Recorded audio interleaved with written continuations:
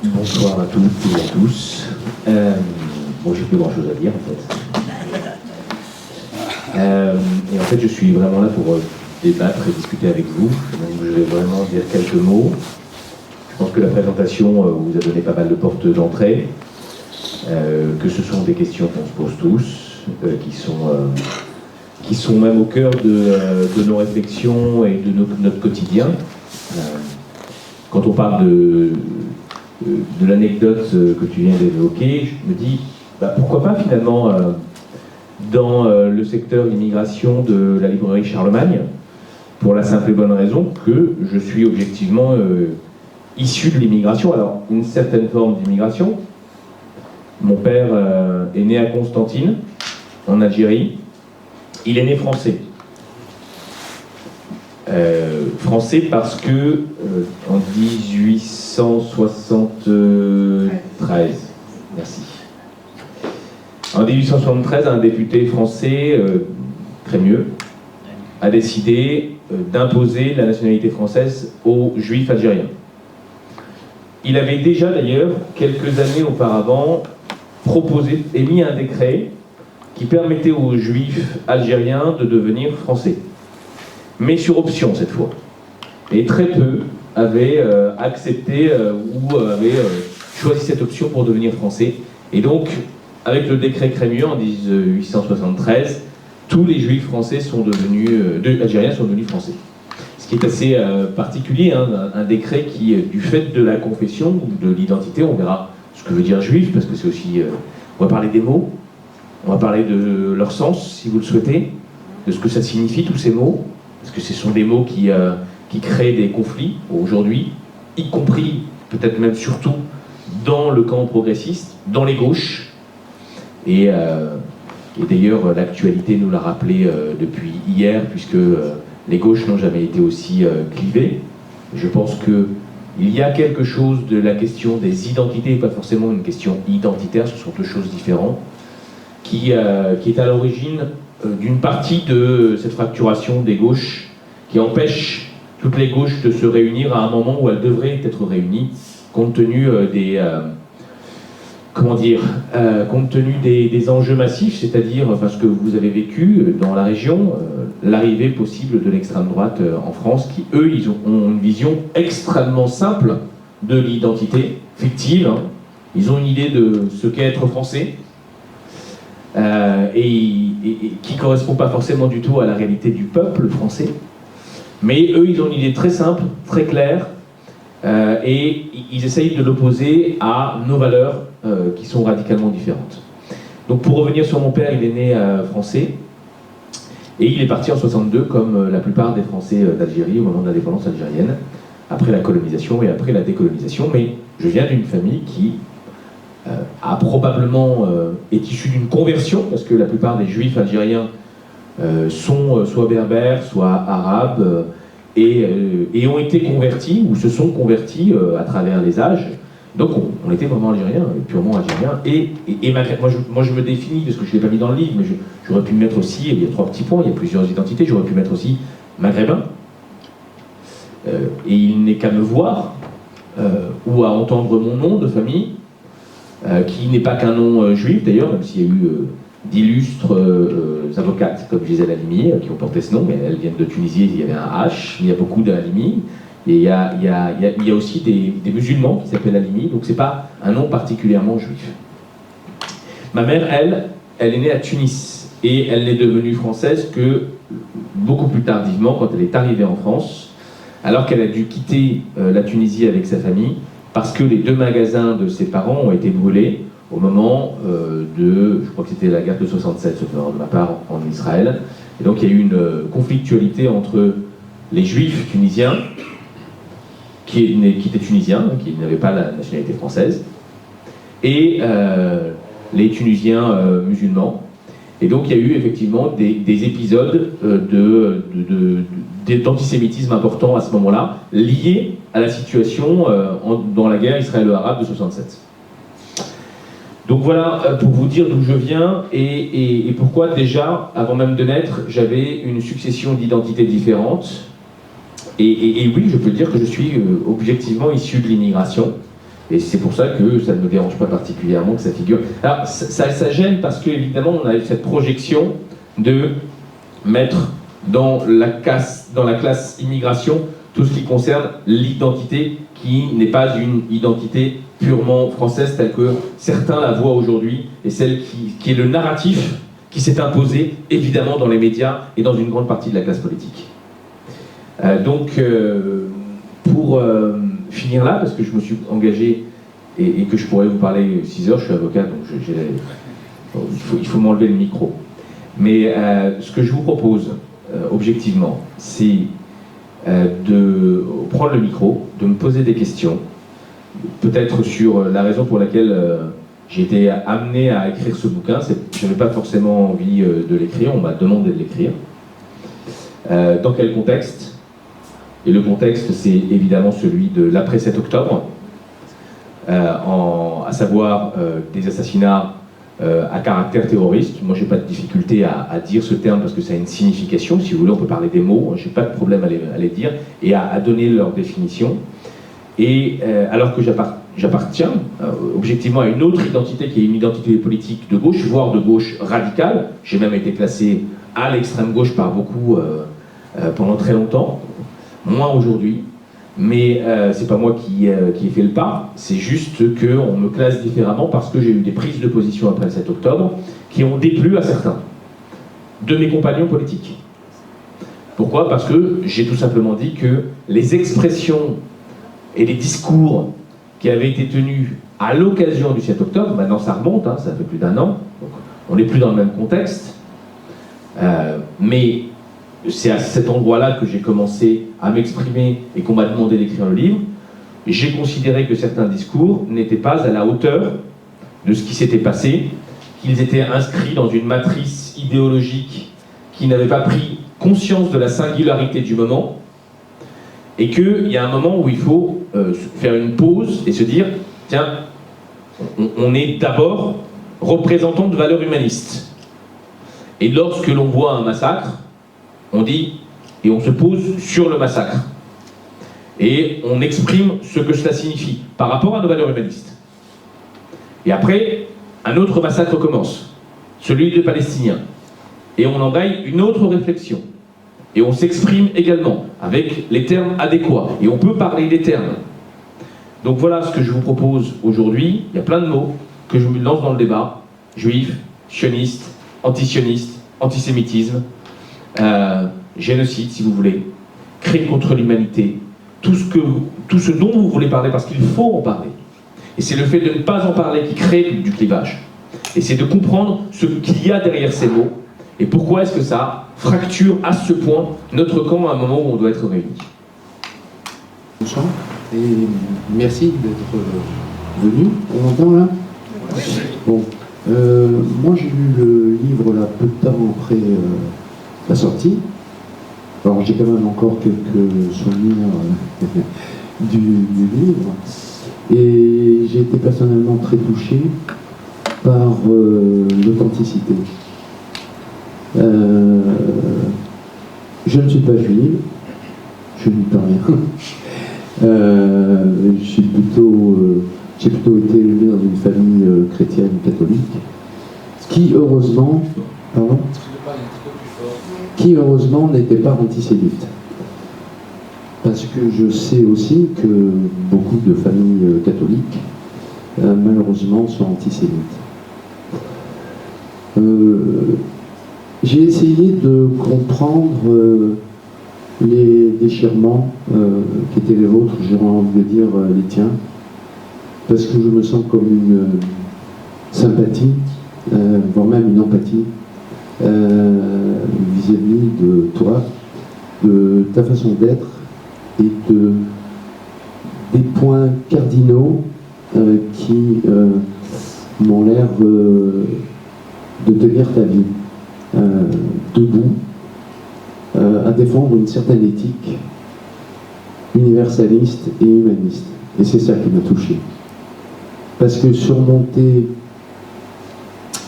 je ne sais pas quel terme on peut dire, tout ce capharnaüm là qui existe et qui continue, malheureusement, et qui divise non seulement des habitants d'Israël, des Israéliens, parce qu'ils sont divers, c'est pas tous les mêmes, de même que les Palestiniens, c'est pas tous les mêmes. Et ce que je n'ai pas supporté là, dans tous ces événements et qui continuent, c'est l'attitude de nos gouvernants. Ça m'a extrêmement révolté et oui, chamboulé, si on peut dire ça comme ça. Parce que nos gouvernants, M. Macron aussi, bien sûr, et l'ex-ministre de l'Intérieur, Gérald Darmanin, insupportable. Insupportable de priver la population française du moment que on voulait le cessez-le-feu, que l'on a manifesté ici à Toulon, je dis bravo, parce que depuis la fin octobre, il y a un collectif, là j'en vois quelques-uns, mais il y en a qui ne sont pas là, il y a un collectif cessez-le-feu à Gaza en Palestine, qui s'est monté et qui manifeste tous les samedis. Bon. Et M. Darmanin avait très rapidement interdit les manifestations soi-disant pro-palestiniennes. Du moment où c'était pro-palestinien, c'est qu'on était antisémite. Et à ne pas vouloir entendre qu'on n'était pas sioniste. On était anti-sioniste, enfin en tout cas, contre ce gouvernement de Benjamin Netanyahu. Bon. Et ça me travaille beaucoup. Parce que ça continue cette manipulation. De priver les Français, justement, qui sont d'origine maghrébine, éventuellement musulmans, peut-être, je ne sais pas, peu importe, comme si on ne pouvait pas, enfin, comme si les Français d'origine maghrébine étaient forcément antisémites, et les Juifs arabophobes. Bon. C'est insupportable. J'ai réécouté, je ne veux pas occuper toute la salle là, j'ai réécouté l'interview que tu as eue avec Edoui Plenel, et où tu disais, mais le 12 novembre, il fallait y aller pour pas laisser la place à l'extrême droite, qui se revendiquait tout d'un coup comme antisémite. Non, philosémite. Hein? Pardon, oui. Oui, qui se revendiquait tout d'un coup pro-sémite. Bon. D'ailleurs, au niveau de la section, ça avait créé, la section de Toulon, ça avait créé, comment dire, des divisions là aussi. Il y a ceux qui n'ont pas voulu y aller, dont moi, parce que je trouvais qu'on était extrêmement manipulés justement par Gérard Larcher et Yael Braun-Pivet qui initiaient cette manifestation contre l'antisémitisme. Je ne me crois pas antisémite, mais je n'approuvais pas cette manifestation unique sans l'accoler à contre l'islamophobie, contre l'arabophobie. On a fait un tour de table, on a discuté, et après coup, je me suis dit, tu aurais dû y aller, mais aussi avec un panneau contre toutes les formes de discrimination. Il se trouve que même si la ville est très, enfin la région est très RN, apparemment, il y en a qui y sont allés, je me tourne vers toi là. Je crois que cette manifestation a été pacifique et pas du tout envahie par le RN, tant mieux. Mais il faut être sur ses gardes. Bon, quelle est ma question? Oui, alors ma question, c'est peut-être, parce que j'essaie de comprendre l'histoire et elle est complexe. Hein, oui, moi, il me semble que l'idée est équipée dès les fondements de l'État d'Israël en 1947. Mais je te pose la question. Parce qu'il me semble que c'est logique qu'on en soit arrivé là.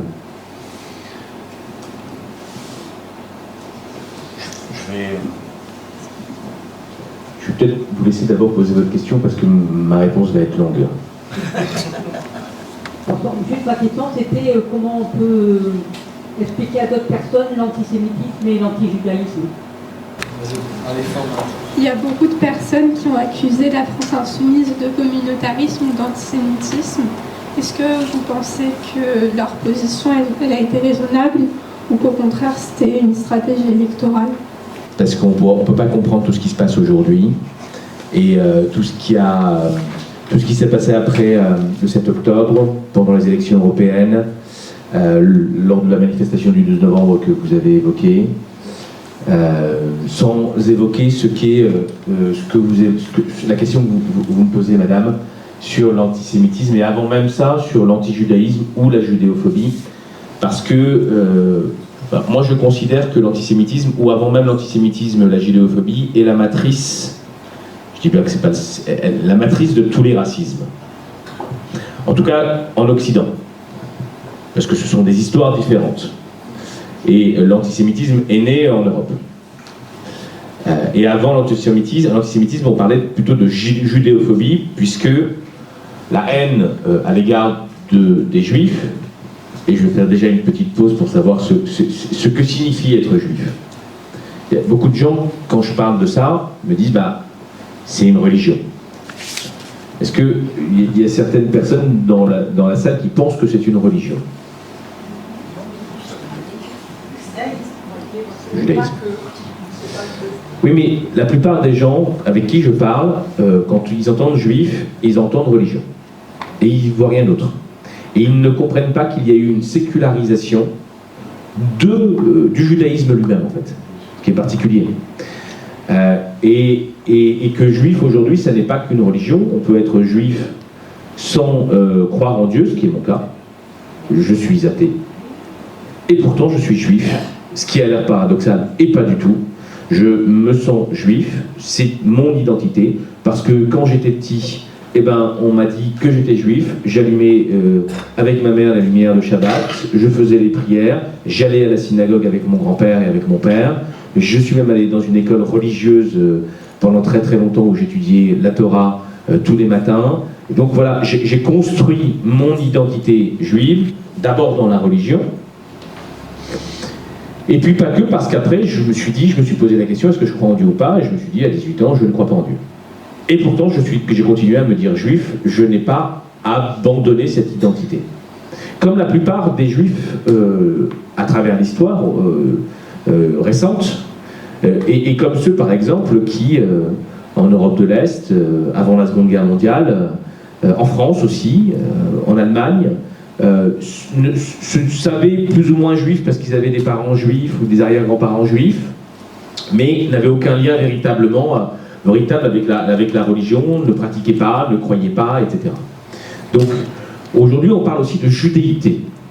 Et la judéité, c'est le sentiment de lien avec une culture sans forcément de transcendance. Donc être juif, c'est pas forcément une religion, et beaucoup le vivent de manière totalement sécularisée. Ça, il faut le comprendre. Je reviens sur la judéophobie, parce que là, la judéophobie, c'est la haine d'une religion, pour le coup. Et elle est née avec le Christ. Ou en tout cas avec les écrits sur le Christ.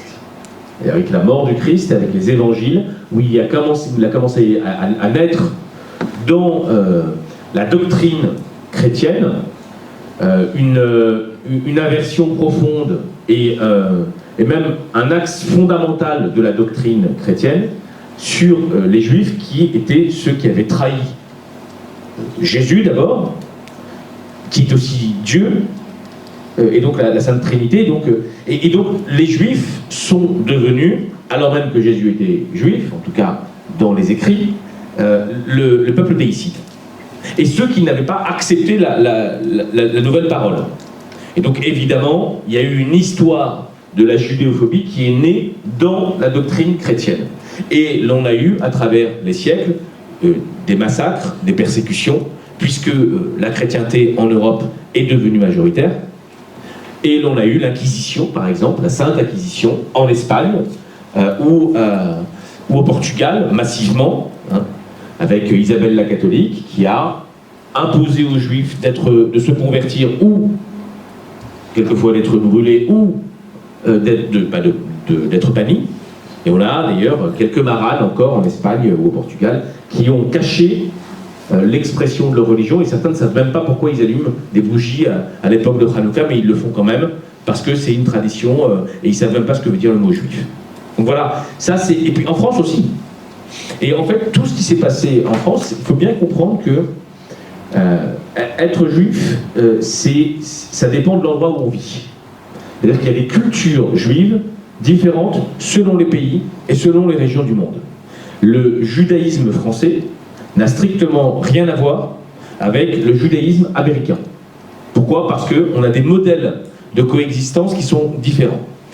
Aux États-Unis, on a plutôt un modèle dit de pluraliste où il y a une coexistence côte à côte des communautés. Et il y a une acceptation et une institutionnalisation de la communauté.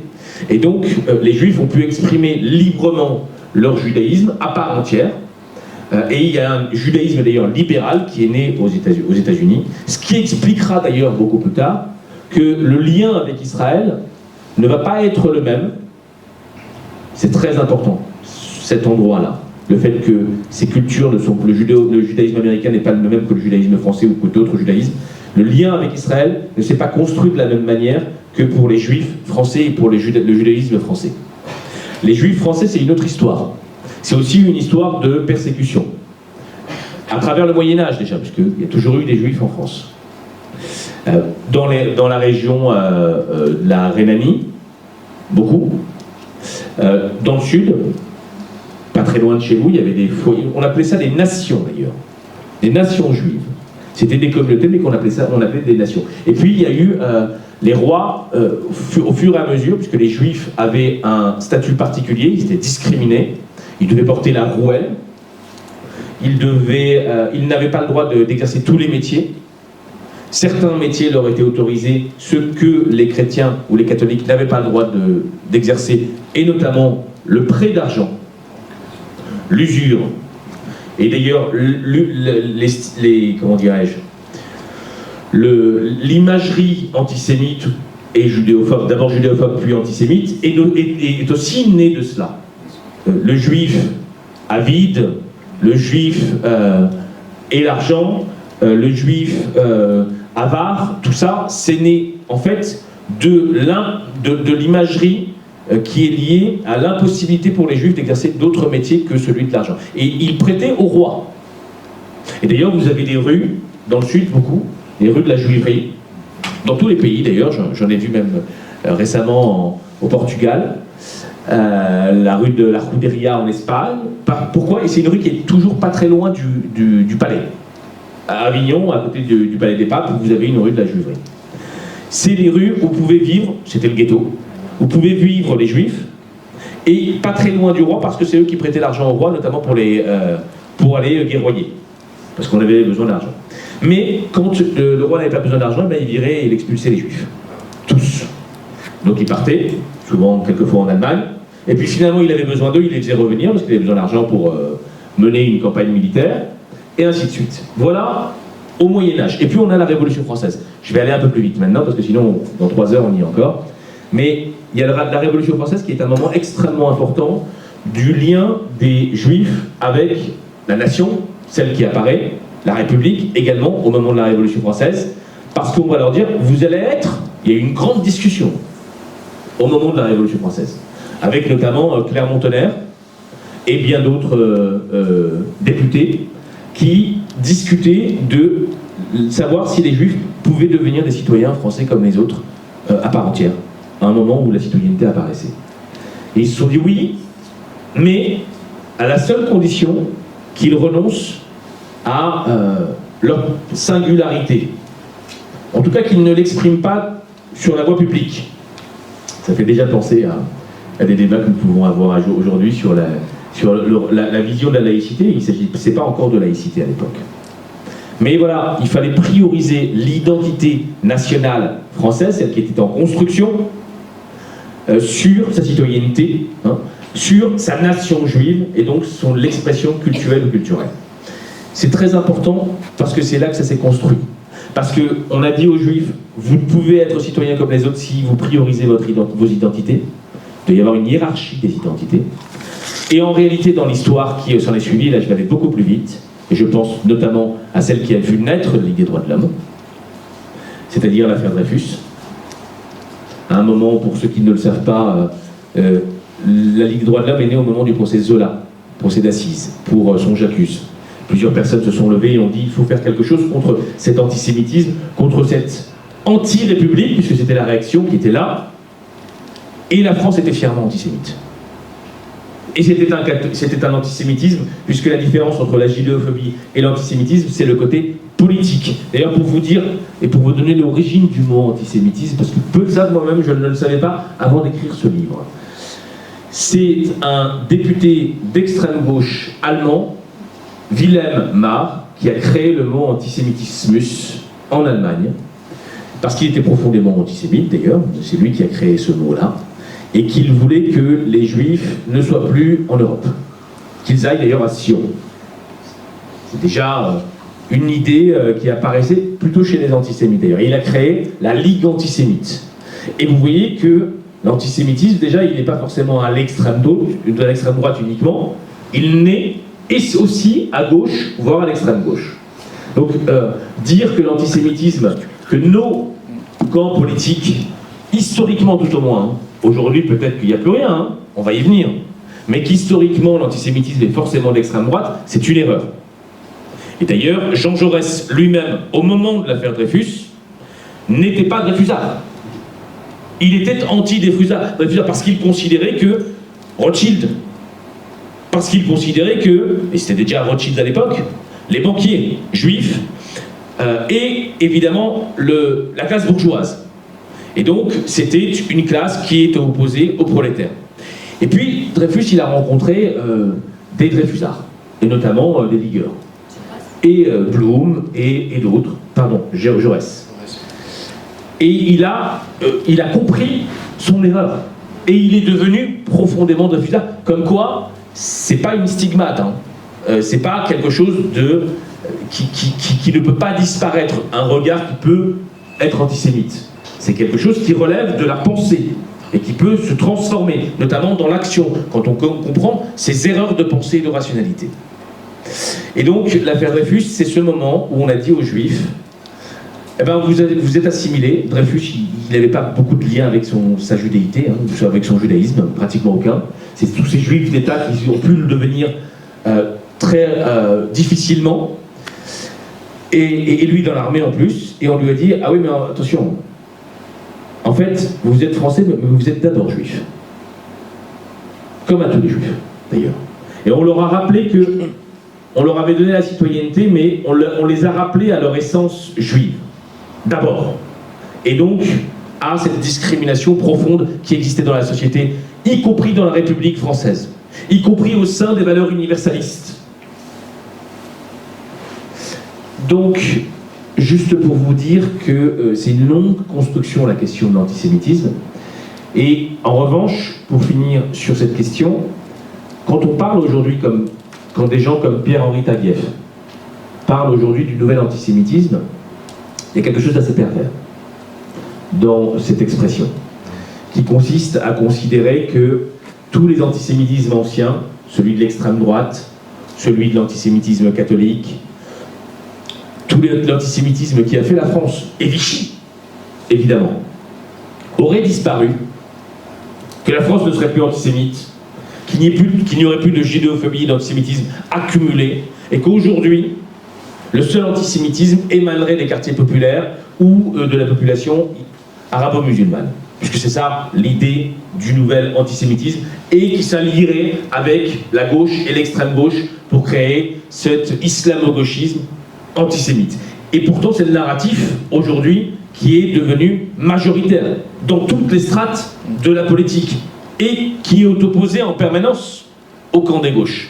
Mais c'est une idée perverse parce qu'elle consiste à parler d'une chose qui existe. Et il va falloir dire d'où il vient et comment il s'est construit. Et que ce n'est pas le même antisémitisme que celui dont on parle et qui vient de la judéophobie catholique. Considérer que c'est le seul antisémitisme qui existe aujourd'hui, c'est juste simplement utiliser et instrumentaliser la question de l'antisémitisme à des fins racistes et islamophobes. Et ça, c'est aussi une perversion de l'esprit. Donc oui, il n'y a pas de nouvel antisémitisme. Il y a une pluralité d'antisémitisme qui s'exprime dans la société, et la CNCDH a rappelé qu'elle s'exprime en ce moment de manière contemporaine, à chaque fois qu'il y a une situation de crise au Moyen-Orient, à chaque fois qu'il y a des bombardements à Gaza, comme ce fut le cas au moment de l'opération Bordure Protectrice en 2014, comme ça a été le cas après les bombardements israéliens, après le début des bombardements israéliens à Gaza, après le 7 octobre, comme ça a été le cas à chaque moment de crise, parce qu'il y a un lien, et il faut comprendre ce lien, et j'en aurai fini, et après je répondrai à votre question.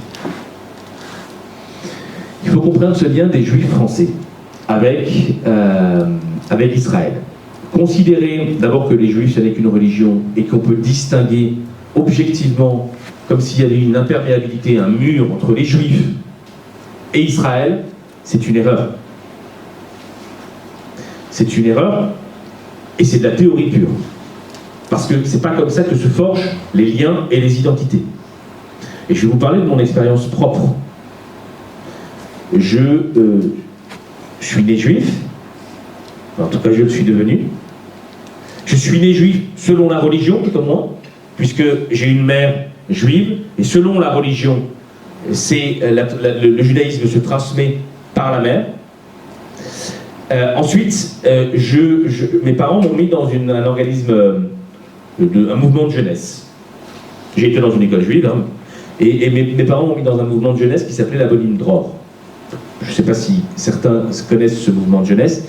Ça fait partie de ces mouvements de jeunesse, en France et dans le monde entier, qui sont nés, comme la Shomerat Saïr, la Boline Dror et d'autres, qui sont nés au 19e, début du XXe siècle, et qui étaient des mouvements sionistes chaloutziques, c'est-à-dire qui avaient pour vocation de forger les jeunes, ou les moins jeunes, de les former à l'idée sioniste et à aller vivre en Israël, ou en tout cas dans le futur Israël, pour s'installer, notamment dans les kibbutz, puisque c'était des mouvements sionistes socialistes.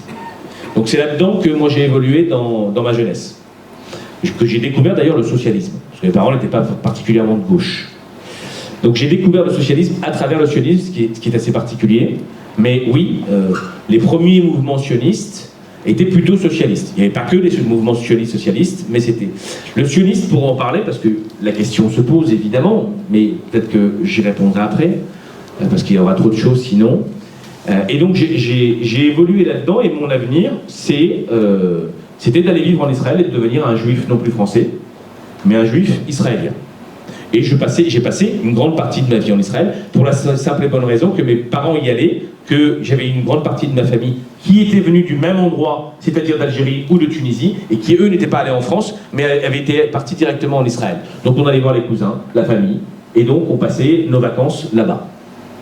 Et donc, juste pour vous dire que c'est le cas pour beaucoup de juifs, et notamment des juifs séfarades. Les juifs séfarades, c'est ceux, pour résumer et schématiser, c'est ceux qui viennent du Maghreb. Et bien, pour ces juifs-là dont je fais partie, et qui ont innervé le judaïsme français, qui ont d'ailleurs fait évoluer le judaïsme français, parce qu'avant c'était plutôt des Ashkénazes, des juifs français, et bien les juifs séfarades ont amené cette crispation qu'ils ont pu avoir en partant d'Algérie, de Tunisie ou du Maroc ou d'ailleurs, à l'égard de l'arabe et du musulman. Pourquoi ? Parce que ils sont partis d'Algérie en pensant qu'ils étaient rejetés, alors qu'on leur a imposé la nationalité française, au moment de la guerre d'indépendance, alors qu'ils avaient toujours vécu de génération en génération, et qu'ils étaient algériens et rien d'autre, et qu'ils n'étaient même pas français pendant très longtemps. Et donc ils ont vécu ce départ, comme beaucoup de pieds noirs d'ailleurs, mais ça c'est une autre histoire, parce que les pieds noirs, soit sont nés là-bas, soit sont venus avant et se sont installés, c'était une colonisation de peuplement, mais les juifs sont partis d'un endroit où ils avaient toujours vécu. Et donc ils ont vécu une crispation. Tous les juifs n'avaient pas de crispation en Algérie, puisque beaucoup se sont investis, d'ailleurs, dans les mouvements indépendantistes algériens, notamment les juifs communistes. Et du côté tunisien, ma mère, je vous ai raconté son histoire. Et donc, évidemment, eux, ils ont vécu ça comme un déchirement bien évidemment, mais un antagonisme à l'égard de ce qu'ils appellent, et de ce que j'entendais quand j'étais petit dans les dîners, à la table, quand on mangeait, les Arabes. Avec, évidemment, un racisme profond. Et ce racisme, il vient de leur histoire. Et donc cet antagonisme, il s'est aussi cristallisé à l'aune de l'histoire de la création d'Israël en 1947, puisque il y a eu une guerre entre Israël au moment de sa création et avant sa création, puisqu'il y avait déjà une conflictualité au moment des différentes colonisations de peuplement. Le sionisme, en résumé, moi je le définis de deux manières. Un, évidemment comme une colonisation de peuplement depuis 1898, avec Théodore Herzl et avec le Congrès sioniste. 1898, c'est une date importante parce qu'il y a eu à la fois l'affaire Dreyfus et en même temps la création du sionisme. À Bâle, au Congrès de Bâle, avec Herzl qui avait d'ailleurs assisté à la dégradation du colonel Dreyfus et qui était aussi extrêmement meurtri par les pogroms, un autre mot qu'on utilise beaucoup aujourd'hui, les pogroms en Ukraine, en Pologne, en Lituanie, en tout cas dans cette région de l'époque, où les Juifs étaient massacrés du fait d'émeutes populaires antisémites liées d'ailleurs à la volonté du tsar. J'en termine pour la question historique. Et juste pour vous dire que oui, les Juifs séfarades ont un lien avec Israël du fait de leur histoire et de leur antagonisme personnel. Voilà pourquoi aujourd'hui, en France, vous avez une communauté juive qui ressent et qui perçoit l'antisémitisme qui émane d'une partie de la population comme le seul antisémitisme existant, alors que ce n'est évidemment pas le seul antisémitisme existant. Et pourquoi il y a un antagonisme? Et pourquoi il y a un lien si fort avec Israël? Parce qu'ils ont considéré que c'était leur seul lieu de refuge, et c'est comme ça qu'est né d'ailleurs le sionisme. Donc ils ne voient pas ce que nous voyons forcément, c'est-à-dire ce que Israël a fait aux Palestiniens, ou en tout cas ils sont pour beaucoup dans le déni, pas tous, hein, mais pour beaucoup sont dans le déni de l'injustice qui a été faite aux Palestiniens. Et je vais vous raconter une histoire, et après j'en viendrai à la question qui s'est posée de manière plus contemporaine sur les discours prononcés par certaines personnalités de la France insoumise, mais pas que, par d'autres organisations. Je pense à Révolution Permanente, au NPA, qui étaient des organisations amies, des communiqués de presse qui ont été sortis le 7 octobre, à chaud, trop rapidement, à mon sens, et qui, à mon avis, ont été bien plus que maladroits. Et qui a entraîné une perception de la communauté juive, mais pas que d'ailleurs les discours. Hein. Le fait que le 12 novembre, et on en parle du 12 novembre, Jean-Luc Mélenchon, le NPA et d'autres organisations ont dit on ne peut pas aller dans une manifestation contre l'antisémitisme. Alors je sais très bien pourquoi. Moi-même, j'ai eu des doutes profonds. Pourquoi? Parce que comment est née cette manifestation contre l'antisémitisme? Il faut le dire aussi. C'est Yael Braun-Pivet qui, quelques jours auparavant, était à Tel Aviv en parlant de soutien inconditionnel à Israël. Et elle se rend compte qu'elle a commis une énorme bourde, elle se fait même taper sur les doigts par Macron, elle rentre et elle essaye de se rattraper. Comment elle essaie de se rattraper? En disant « Ah, j'ai une idée, il y a Olivier Faure ce matin qui a parlé d'une manifestation contre l'antisémitisme, c'est nous qui allons l'organiser avec le président du Sénat, Gérard Larcher. » Et ils organisent une manifestation contre l'antisémitisme que beaucoup interprètent, et à raison, hein. Il y avait une attention politique derrière, indéniablement, il ne faut pas nier cette chose, comme une manifestation en réalité de soutien à Israël. Et évidemment, le piège se referme, Marine Le Pen, Éric Zemmour disent « On vient à la manif ». Super, c'est le moment historique pour rentrer dans l'arc républicain. C'est le moment historique pour concrétiser notre stratégie qui consiste à se montrer philosémite, mais surtout et uniquement d'ailleurs quand les actes d'antisémitisme émanent de personnes pouvant être étrangères ou assimilées à la communauté arabe ou musulmane. En gros, là aussi, même perversion, instrumentalisation de la légitimité du combat antisémite, mais uniquement contre les arabes et les musulmans. Donc voilà ce qui se passe à ce moment-là. Est-ce qu'on y va ou est-ce qu'on n'y va pas? Qu'est-ce que vous en pensez? Parce que j'ai beaucoup parlé. On y va? Vous pensez qu'il faut y aller? Vous y êtes allé? Non, j'étais pas allée. Qui c'est qui passe? Vous n'êtes pas obligé de répondre, hein, mais qui est-ce qui est allé et qui est-ce qui n'est pas allé et pourquoi? Si on peut changer, hein. Je vous donne le... Enfin, si vous voulez, vous n'êtes pas obligé de répondre. Moi, je vais vous dire pourquoi j'y suis allé et pourquoi j'ai appelé à y aller. Et pourquoi la Ligue des droits de l'homme y est allée. Je vais vous dire pourquoi. Et pourquoi est-ce que, à ce moment-là, oui, il y a eu un clivage important, historique même, entre une partie des gauches et l'autre partie des gauches. Sur cette question, c'est la question de l'antisémitisme, mais c'est évidemment la question du racisme et de la lutte contre le racisme. Parce que ça, il y a un principe absolu, c'est que les racismes, l'antisémitisme et les racismes et l'islamophobie et toutes les discriminations, elles ont toutes une nature et une histoire différentes et elles se sont structurées différemment, ça c'est évident. En revanche, il y a un principe fondamental, axiologique, c'est que la lutte doit rester indivisible. Et si elle ne reste pas indivisible, c'est mort, on est clivé. C'est exactement ce qui s'est passé à ce moment-là. Donc, est-ce que quelqu'un veut peut-être s'exprimer sur la question? Parce que ça a été un point...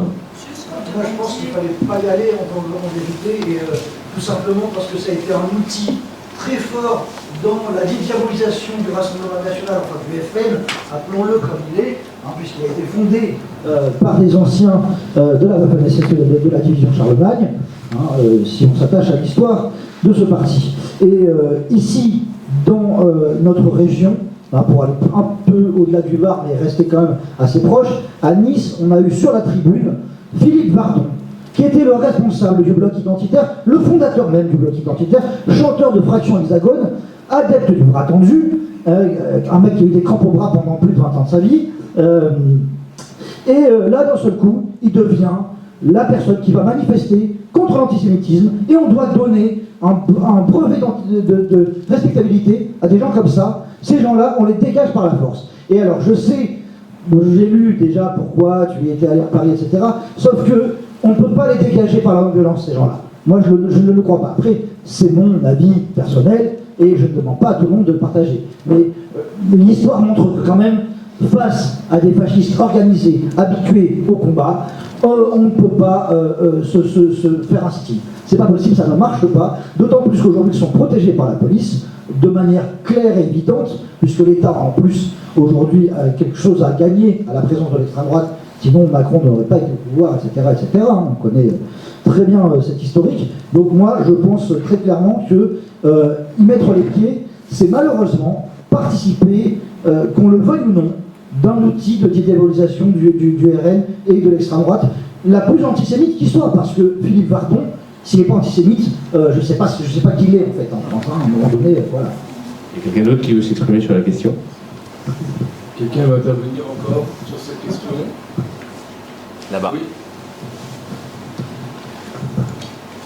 Moi je pense qu'il fallait y être, j'y étais, simplement pour... Alors, je vais avoir du mal. Non, mais... il fallait y être simplement pour occuper le terrain, pour justement faire barrage au Front National, hein, c'est un peu contradictoire peut-être, hein, pour toi qui viens de t'exprimer, mais effectivement il fallait y être pour faire barrage, pour être présent, quoi, pour être nombreux.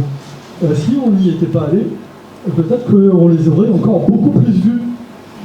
Voilà, donc c'était un peu ma position. C'est pourquoi j'y suis allé et que je partage cet avis. Il y a le monsieur qui veut s'exprimer derrière. Oui.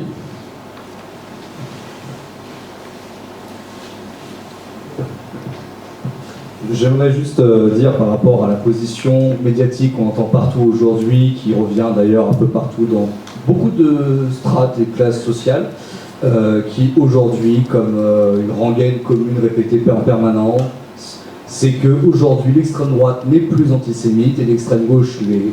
Donc je ne sais pas si le résultat justement de ces stratégies a fonctionné. Je comprends les raisons, elles sont sincères, elles sont éthiques, elles sont honnêtes, et c'est pas une critique des personnes qui ont participé.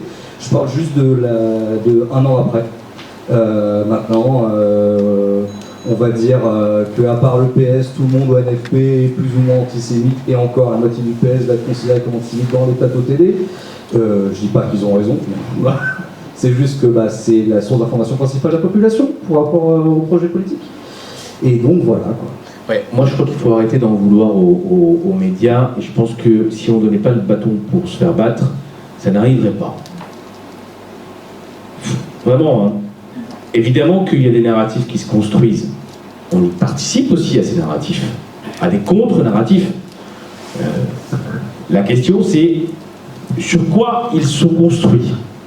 Et donc pour répondre à la question du 12 novembre, de la manif du 12 novembre, quelques années plus tôt, moi, j'étais allé, et j'avais même appelé, avec la Ligue des droits de l'homme, à aller à la manifestation contre l'islamophobie. Je ne sais pas si vous vous souvenez, c'était en 2019, je crois, ou 2019. Je ne sais pas si vous vous souvenez de l'émoi national de cette, qui a entouré, même bien avant l'organisation de cette manifestation. Sur tous les plateaux de télé, j'y suis allé d'ailleurs, je me suis pratiquement fait insulter par une présentatrice de LCI et par le producteur de LCI derrière qui m'a dit « Mais vous vous rendez pas compte? Vous y allez avec les islamistes !» Et je leur ai dit « Mais en fait, il y a eu un attentat à la mosquée de Bayonne. Vous vous rendez compte qu'il y a eu un attentat parce que, et quelqu'un d'extrême droite d'ailleurs, qui appartenait au Rassemblement National, a tiré sur des musulmans parce qu'ils sont musulmans. Comment vous faites pour rester là et ne pas venir à la manifestation, vous? Vous ne comprenez pas. Si vous manifestez avec des islamistes, vous leur donnez le pouvoir. Et ils l'emportent. Et quand vous utilisez le mot islamophobie pour essayer de stigmatiser l'État français, qui n'est pas islamophobe, ou la police, ou les personnalités politiques, alors que l'islamophobie, c'est un mot qui a été utilisé par les islamistes pour essayer d'asseoir une forme de sacralisation de l'islam, et non pas pour protéger les musulmans des attaques racistes. C'est ça le narratif en face, pour empêcher que le mot islamophobie ne soit utilisé alors qu'il était utilisé par toutes les institutions européennes depuis très longtemps, et qu'il signifie quelque chose de très précis, c'est-à-dire tous les actes racistes contre les musulmans parce qu'ils sont musulmans. Eh bien, je leur ai dit, moi j'y vais, et en plus j'appelle à y aller, et je participe à l'organisation. Et effectivement, il va y avoir dans la manifestation des personnes, des collectifs, qui ont cette vision de la société. C'est-à-dire une vision théologique qui consiste à considérer que c'est l'islam qui doit remplacer les valeurs de la République ou les principes de la République. Il y a toujours des gens qui pensent comme ça. Et dans la manifestation, il devait y en avoir. Et j'ai manifesté à côté de personnes qui avaient ces idées-là, qui est pour moi une extrême droite comme une autre, un fascisme comme un autre. Parce que lorsque l'on veut remplacer les valeurs de l'égalité, de la fraternité, par des valeurs, par des principes religieux, et un intégrisme, c'est un fascisme. Point. Je ne fais pas de distinction. Je les englobe. Donc, je leur dis, moi je m'en fous de manifester à côté de ces gens-là. Je ne manifeste pas avec eux. Je manifeste contre l'islamophobie. Et contre ce qui s'est passé. Et je ne peux pas ne pas y aller. Et ne pas appeler à la question. Et d'ailleurs, Jean-Luc Mélenchon, pour parler de Jean-Luc Mélenchon et de la France Insoumise, rappelez-vous, avant ça, l'islamophobie, il ne fallait pas en parler. Hein. Il le disait, on ne peut pas utiliser ce mot. Pendant très longtemps. Il a changé d'avis. Et vous savez comment il a expliqué qu'il allait venir avec la France Insoumise à la manifestation contre l'islamophobie? Dans son blog, c'est écrit, vous pouvez y aller. Il a dit, d'ailleurs, Ariel Halimi y a appelé avec la Ligue des droits de l'homme. Donc, on peut y aller. Et je suis très content qu'il y soit allé. Très fier. Qu'on y soit allé et qu'on ait combattu cette agressivité qui était en réalité une agressivité relevant d'une forme de racisme profond. Et bien c'est pareil pour la manif du 12 novembre. Exactement pareil. Et il n'y a aucune différence. Strictement aucune différence. Sauf que je me suis retrouvé de l'autre côté là pour le coup. Parce que moi j'ai un axe, c'est l'antiracisme, quoi qu'il arrive. Et ne pas aller à une manifestation contre un racisme, contre un antisémitisme, à un moment où il y a de l'antisémitisme en France qui explose, quelles que soient les raisons de son explosion. quand il y a des actes antisémites en France et qu'il y a une manifestation nationale et qu'il y a des juifs qui sont dans la douleur, dans la peur et qui ont besoin d'être soulagés, réconfortés et que toutes les forces politiques et sociales soient autour d'eux et leur disent « On est avec vous, on vous protégera ». Comme on protégera les musulmans, comme on protégera les noirs s'ils sont attaqués parce qu'ils sont noirs, comme on protégera toute personne qui est attaquée en raison d'une identité quelle qu'elle soit. Ben, si j'y vais pas, je suis plus un antiraciste. Point barre. Et même si une intention politique que j'avais identifiée et que beaucoup avaient identifiée par l'une des organisatrices était éventuellement de réparer ces conneries et éventuellement de soutenir Israël. Sauf que les gens ils viennent contre l'antisémitisme. Donc je m'en fous de ce qu'elle pense pour le privé, en réalité. Et ce d'autant plus qu'à la fin, le dernier mot d'ordre, ça a été peu dit, mais le dernier mot d'ordre de la manifestation, c'était contre l'antisémitisme et contre tous les racismes. Certes, un jour avant, c'était un peu tardif. Et dernière chose, est-ce qu'on manifeste à côté de l'extrême droite? Enfin, est-ce qu'on peut siéger à l'Assemblée nationale à côté de l'extrême droite? Oui. C'est pas du tout la même chose. Ah, pourquoi c'est pas la même chose? Ah bah non, l'Assemblée nationale, on a été élu, on est forcément en présence d'adversaires politiques, de gens avec qui on est en désaccord, alors que la manifestation, on choisit d'y aller, on n'est pas obligé d'y aller. Quand on est élu, on est obligé d'aller là où on a été élu. On n'est pas obligé d'être député. Personne n'a forcé qui que ce soit à se présenter à une élection. On n'est pas obligé d'être... Personne n'a forcé qui que ce soit à être député. Mais ce que je veux vous dire, oui, il y a une... J'ai pas assez de voix pour... Ah, il y a une question. Mais juste pour finir là-dessus, encore une fois, on ne manifeste pas avec des gens.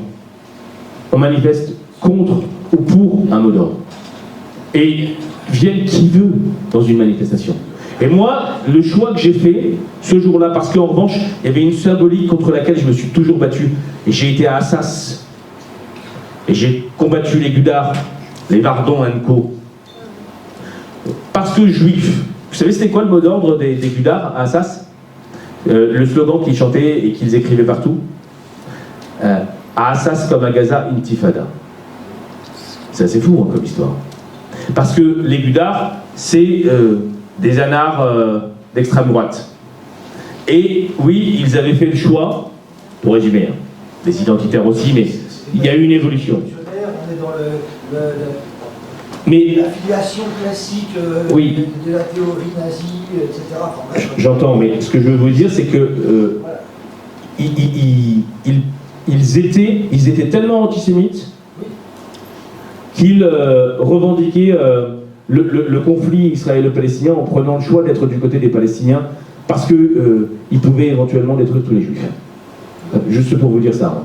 Et donc moi j'ai été confronté à ça, donc c'est ma matrice aussi de militantisme. C'est là que j'ai commencé à militer contre l'extrême droite. Donc vous dire que être dans une manifestation avec tous ceux que j'ai combattus toute ma vie et que je combattrai jusqu'au dernier souffle, c'est pas évident. Hein. Et donc j'ai fait le choix avec quelques-uns, juifs de gauche, et il y en avait, et je me suis rendu compte ce jour-là qu'il y en avait plein, parce qu'ils sont tous arrivés massivement pendant la manif, parce qu'ils étaient isolés dans leurs organisations, parce qu'ils étaient en souffrance dans leurs organisations, justement liées aux communiqués qui ont été faits le 7 octobre, et qu'ils se sentaient mal. Il y a eu des propos qu'on peut qualifier d'antisémites. Il y a eu des stéréotypes à caractère antisémite. Volontaire, pas volontaire, à gauche. Volontaire, pas volontaire, je ne sais pas. Quand, par exemple, on assimile, et on peut penser ce qu'on veut de toutes les personnalités que je vais évoquer. Mais lorsque, dans un billet de blog, on assimile un député de gauche qui a été son disciple, comme Gedge, Jérôme Gedge, et qui est devenu un adversaire politique, mais qu'on l'assimile à un animal attaché à au piquet de ses affiliations et de ses identités, et en parlant du judaïsme, je suis désolé, mais je ne sais pas comment qualifier ça autrement. Et il y en a eu plein, des comme ça. Y compris contre des mecs d'extrême droite, contre Zemmour, hein. Ou contre eux. Et puis des stéréotypes liait l'identité juive à la chrétienté, à l'histoire de la chrétienté et tout ça. C'est des choses qu'on ne dit pas quand on est à gauche. On peut le penser, hein.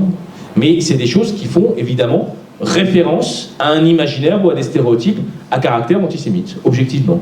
C'est quoi la différence entre l'antisémitisme de LFI et de l'extrême droite? Alors, vous faites référence à une tribune que j'ai signée au moment, et je vais y répondre, hein, au moment des législatives, après la dissolution, entre les deux tours, que j'ai signé avec Vincent Lemire. Et pour vous dire, il y a à peu près 2 personnes qui croyaient à ce qui était écrit dans cette tribune. Ce sont les 2 signataires de cette tribune. Et c'est tout. C'est-à-dire qu'il n'y a personne, quel que soit le camp et l'origine, qui a apprécié cette tribune. Et pourtant, elle a eu un retentissement important. Et bien, dans la vie politique, il faut savoir dire des choses qui peuvent déplaire, à tout le monde d'ailleurs. Puisque, en gros, ce qu'on disait, c'est qu'il ne fallait pas confondre l'antisémitisme structurel de l'extrême droite et l'antisémitisme contextuel qui s'était exprimé depuis les européennes dans les discours politiques à gauche, notamment à la France Insoumise. Voilà ce qu'on a écrit. Évidemment, ça a déplu à tout le monde. Que ce soit à droite ou à l'extrême droite, qui ont considéré qu'on faisait une hiérarchie des antisémitismes, c'était pas du tout ce qu'on disait, et qu'il y avait un antisémitisme qui était moins dangereux que l'autre, c'était pas du tout ce qu'on disait. On disait qu'il y avait eu des discours qui s'étaient inscrits dans une logique politique et dans une stratégie politique, et que l'on considérait qu'on pouvait rapidement revenir en arrière avec le dialogue. En gros, moi j'ai toujours pensé, et je le pense toujours, et c'est pour ça que je vais parler avec tout le monde, y compris avec mes anciens amis de la France Insoumise, même s'ils ne sont pas d'accord avec ce que j'ai pu dire. Et puis, évidemment, d'autres qui ont considéré qu'à partir du moment où on mettait le mot antisémite sur une partie de la gauche, c'était absolument à ne pas faire, et c'était déjà faire le jeu des sionistes. Et donc je suis devenu un sioniste de gauche, alors que je n'étais pas sioniste. Mais, juste pour vous dire que cette tribune, elle avait un sens très précis. Et vous l'avez vu, pendant les européennes, mais surtout au moment des législatives, il y a eu 2 semaines. Pendant ces 2 semaines, le cœur de la campagne, c'était quoi? C'était la question de l'antisémitisme de gauche. Il y avait les antisémites d'un côté et les autres. La seule manière qu'on avait d'éviter que l'extrême droite arrive au pouvoir, alors que tout le monde pensait que l'extrême droite arriverait au pouvoir, tout le monde le pensait, je me trompe? Moi j'en étais persuadé que 2 semaines plus tard, je devrais prendre mes valises. Ou bien aller dans le maquis. Je serais allé dans le maquis. Mais la seule manière d'empêcher ce narratif et le piège qui nous était tendu, le piège des identités justement, c'était de purger le problème très vite, de manière violente. Et donc cette tribune, c'était une tribune stratégique. Et il y a des moments où il faut s'engager, et même si, effectivement, c'est pas de la dentelle. Mais pour purger le débat, il fallait balancer dans le Monde, et le journal Le Monde, et avec 2 personnalités qui avaient 2 grosses signatures, qui étaient entendues sur la question israélo-palestinienne et sur la question de l'antisémitisme et autres, et qui étaient à gauche aussi, il fallait lancer ça pour purger définitivement, dès la première semaine, la question sur l'antisémitisme, pour qu'on n'en parle plus dans les débats tous les jours sur les plateaux.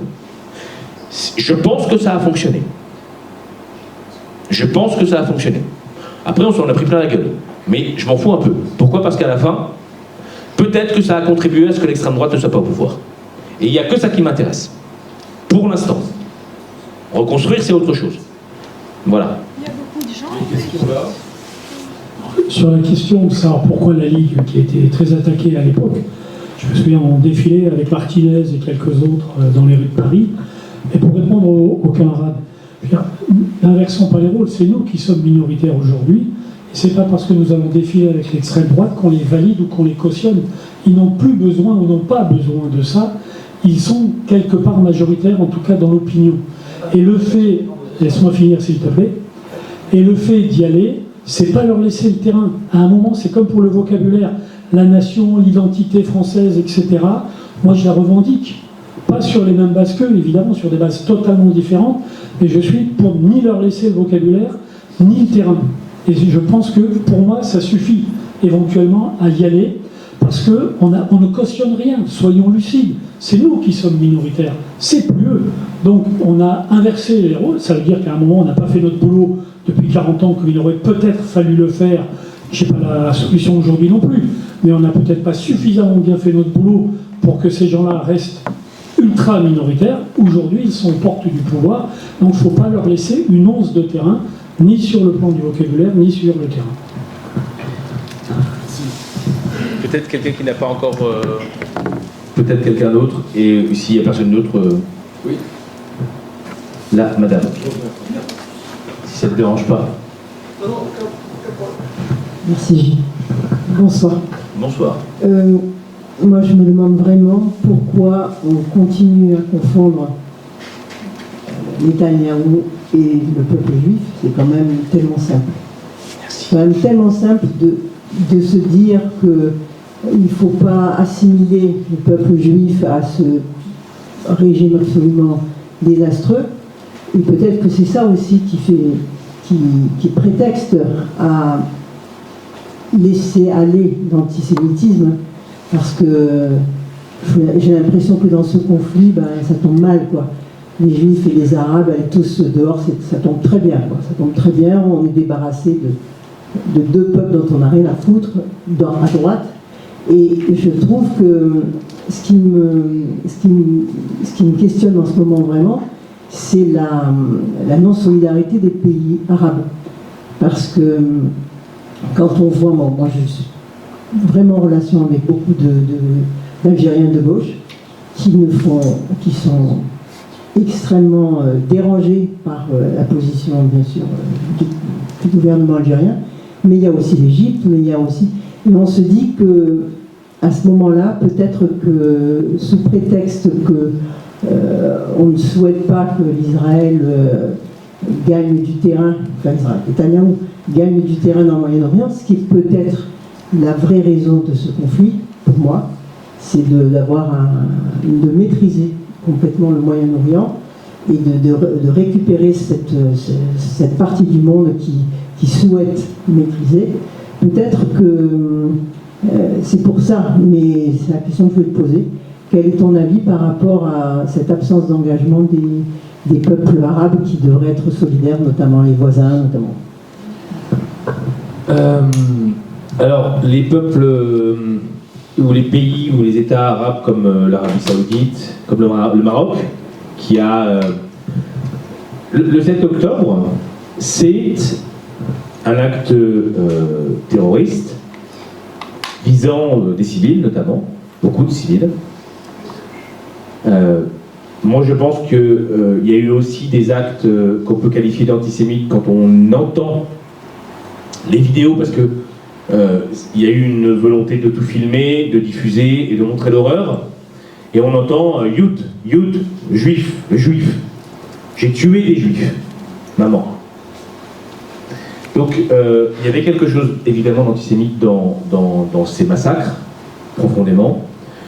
Je ne qualifierais pas ça de pogrom, parce que pogrom c'est lié à et c'est un qualificatif historique qui correspond justement à ce qu'on disait tout à l'heure, à savoir ce qui s'est passé entre la Russie, l'Ukraine et la Pologne lorsque des communautés juives étaient visées spécifiquement par des villageois, après qu'il y ait eu une impulsion politique par le tsar, souvent, ou par le pouvoir local, pour expurger la violence et de manière antisémite, et donc il y avait des massacres de villages.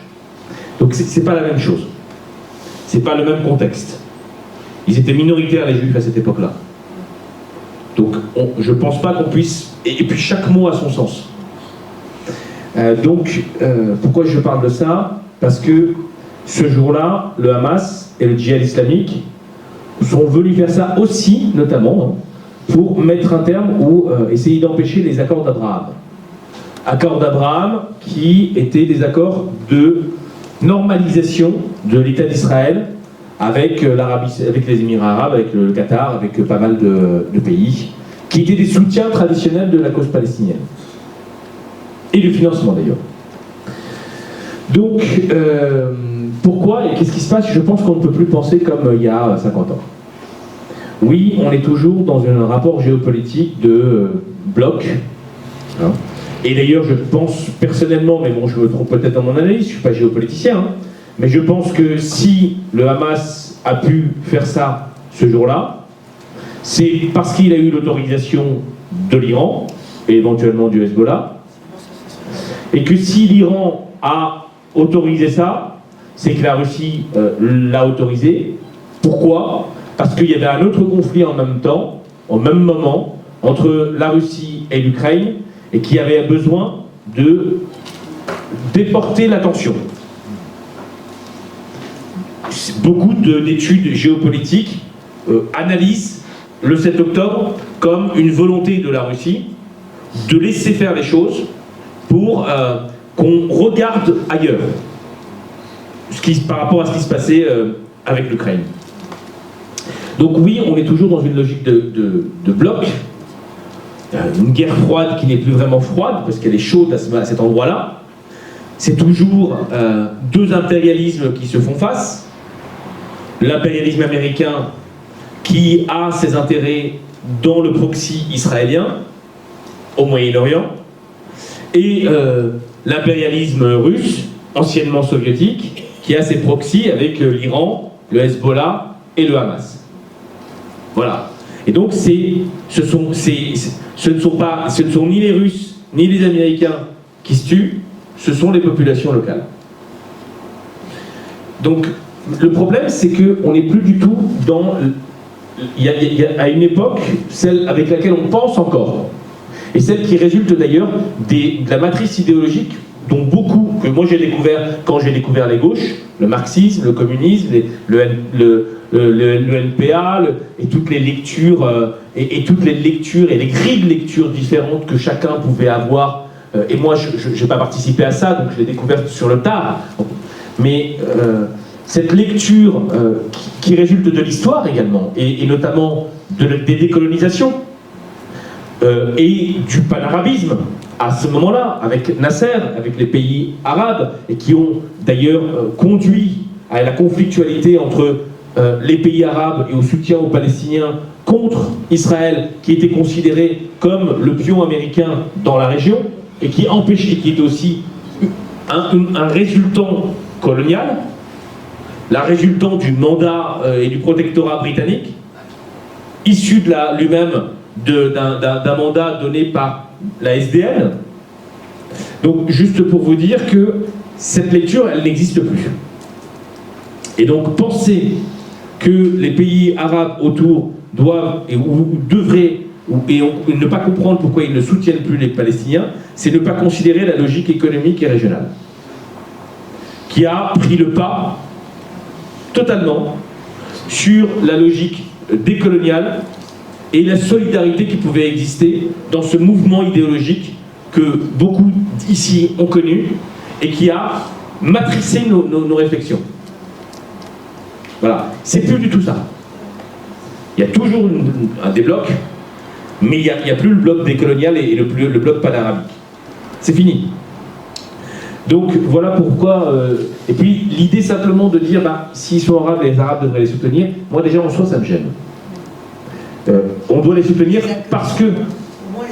On doit les soutenir parce qu'ils n'ont pas de terre, parce qu'ils ont un droit à l'autodétermination, parce qu'ils sont colonisés depuis 1947, parce qu'ils sont occupés, parce qu'ils sont massacrés, parce qu'ils aujourd'hui, et depuis le 10 octobre, depuis le début des bombardements, ils sont plus que massacrés, qu'il y a un nettoyage ethnique à Gaza.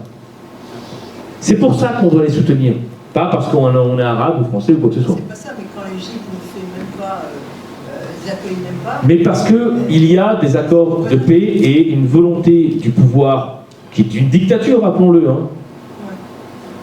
En Égypte, depuis Sadat, il y a eu des accords de paix et ça leur convient très bien. Et ça convient très bien à la Jordanie également. Et rappelons que ces pays sont intervenus en soutien d'Israël au moment où l'Iran a tiré des missiles sur Israël. C'est pas que des non intervenants. Non, ils interviennent. il y a une coalition militaire aujourd'hui. Donc ne pas repenser ce qu'il se passe aujourd'hui, c'est ne pas comprendre qu'on n'est plus du tout dans les années 50 ou dans les années 60.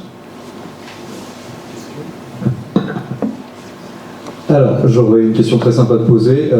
Tout simplement, aujourd'hui, comment réussir à critiquer le gouvernement Netanyahou en tant qu'individu, pas sur les plateaux télé et tout ça, mais autour de soi, tout en réussissant à esquiver la critique de l'antisémitisme automatique?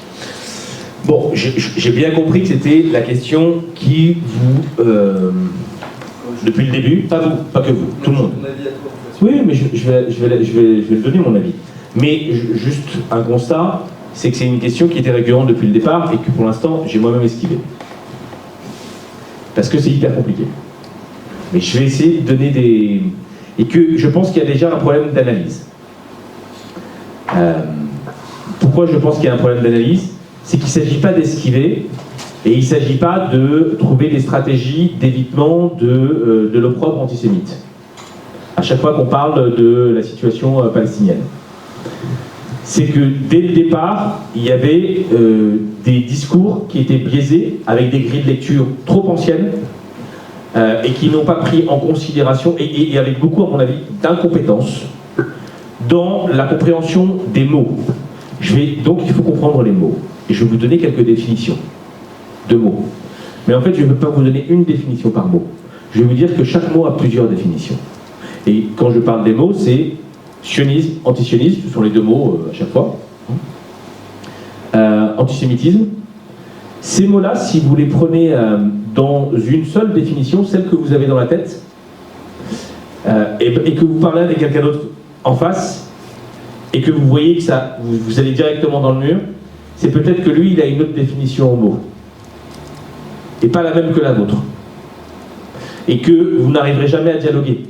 Parce que si vous utilisez le même mot, mais en pensant à autre chose, chacun a un signifié différent, et ben vous n'arriverez jamais à avoir une langue commune et à dialoguer. Et même, on pourra vous taxer d'antisémitisme parce que vous avez un propos que vous ne considérez pas comme antisémite. Et donc il faut arriver à vraiment comprendre, c'est peut-être le premier travail, c'est un travail qui a l'air simple mais qui est hyper compliqué, parce que justement, il faut connaître toute l'histoire, et que derrière chaque mot, il y a une succession de définitions historiques. Quand je vous ai défini tout à l'heure, et c'était l'objet de ce long tunnel sur la question de la judéophobie et de l'antisémitisme, c'était vous dire que l'antisémitisme, quand on prend ce mot-là, il y a déjà des strates historiques de définitions différentes. Et une topologie et une géographie du mot antisémitisme. Et donc, évidemment, le problème, c'est que quand vous allez parler d'antisémitisme, vous allez dire, mais moi je ne suis pas antisémite, j'ai rien contre les juifs, ils peuvent faire leur religion s'ils veulent, ou bien ils peuvent avoir leur identité, ça ne me dérange pas.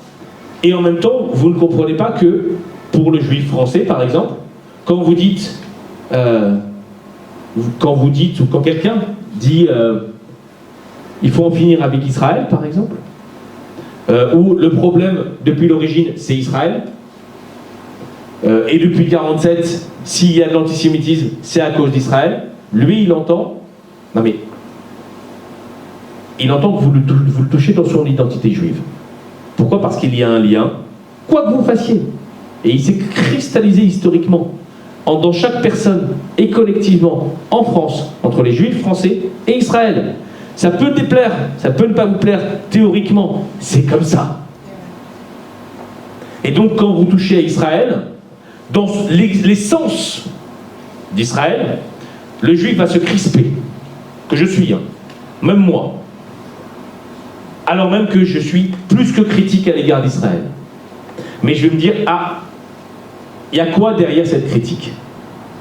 Est-ce qu'il y a une dénégation de l'existence d'Israël et donc de ce qui a fait ce que je suis juif de manière contemporaine, c'est-à-dire l'idée qu'il puisse y avoir un endroit où je peux m'auto-déterminer si un jour je suis à nouveau opprimé, ou si on veut supprimer mon existence parce que juif. Et donc ça, si vous dites, moi je considère que Israël n'a pas existé parce que c'est un pays colonial et qu'il faut un état binational, un juif, comme moi par exemple, va vous dire, ouais mais vous touchez aussi un petit peu à ce que je suis et à ce qui m'a construit. Et donc à mon identité, il y a peut-être quelque chose d'antisémite dans ce que vous dites, même si vous ne le pensez pas vous. Vous voyez le truc? Ouais, mais là c'est un peu l'homme de paille. Ça a l'air, mais en fait c'est exactement ça qui se passe. Après, là je donne un exemple. Ouais, voilà, c'est sur tes exemples. Mais si vous prenez d'autres exemples, quand vous prenez des expressions, on va prendre des cas par pratique de ce qui s'est passé dans la période. Quand vous prenez de la rivière à la mer, c'est une expression qui a été un slogan de toutes les manifestations en soutien aux Palestiniens et à Gaza. Je suis allé dans les manifestations. Mais quand j'entendais de la rivière à la mer, je savais que pour certains, c'était on supprime Israël. Quelle que soit la manière. De manière militaire. Et d'ailleurs, quand on parle de résistance s'agissant du 7 octobre, ça veut dire ce que ça veut dire. Ça veut dire que tuer des civils, massacrer des civils parce qu'ils sont israéliens ou juifs, c'est légitime. On ne parle pas de la résistance palestinienne contre l'occupation qui est tout aussi légitime au regard du droit international, puisqu'on a le droit de résister, y compris par les armes, contre une occupation lorsqu'on est colonisé. Et ça, c'est le droit international qui le... Là, non, on ne parle pas de ça quand on parle de résistance. On parle de résistance s'agissant de cibler et massacrer des civils parce qu'ils sont israéliens ou parce qu'ils sont juifs. Et ça n'a rien à voir. Et donc, quand il y a à la fois le mot résistance qui, y compris dans les discours politiques du début du 7 octobre, et qu'on vous dit de la rivière à la mer, les juifs entendent, vous voulez nous supprimer. Ou nos familles. Moi j'ai toute ma famille qui est israélienne, je suis le seul qui ne l'est pas. Vous voulez supprimer ma famille. Pourquoi? Ils sont nés là-bas. Il y a eu plusieurs générations. Évidemment que on doit permettre l'existence d'un État palestinien. Mais est-ce qu'on doit pour autant supprimer l'État d'Israël? Voilà. Et donc, pour résumer la chose, de la rivière à la mer pour certains, ça peut être simplement l'État binational. C'est l'explication intellectuelle et politique que beaucoup pensent. Il faut un État binational.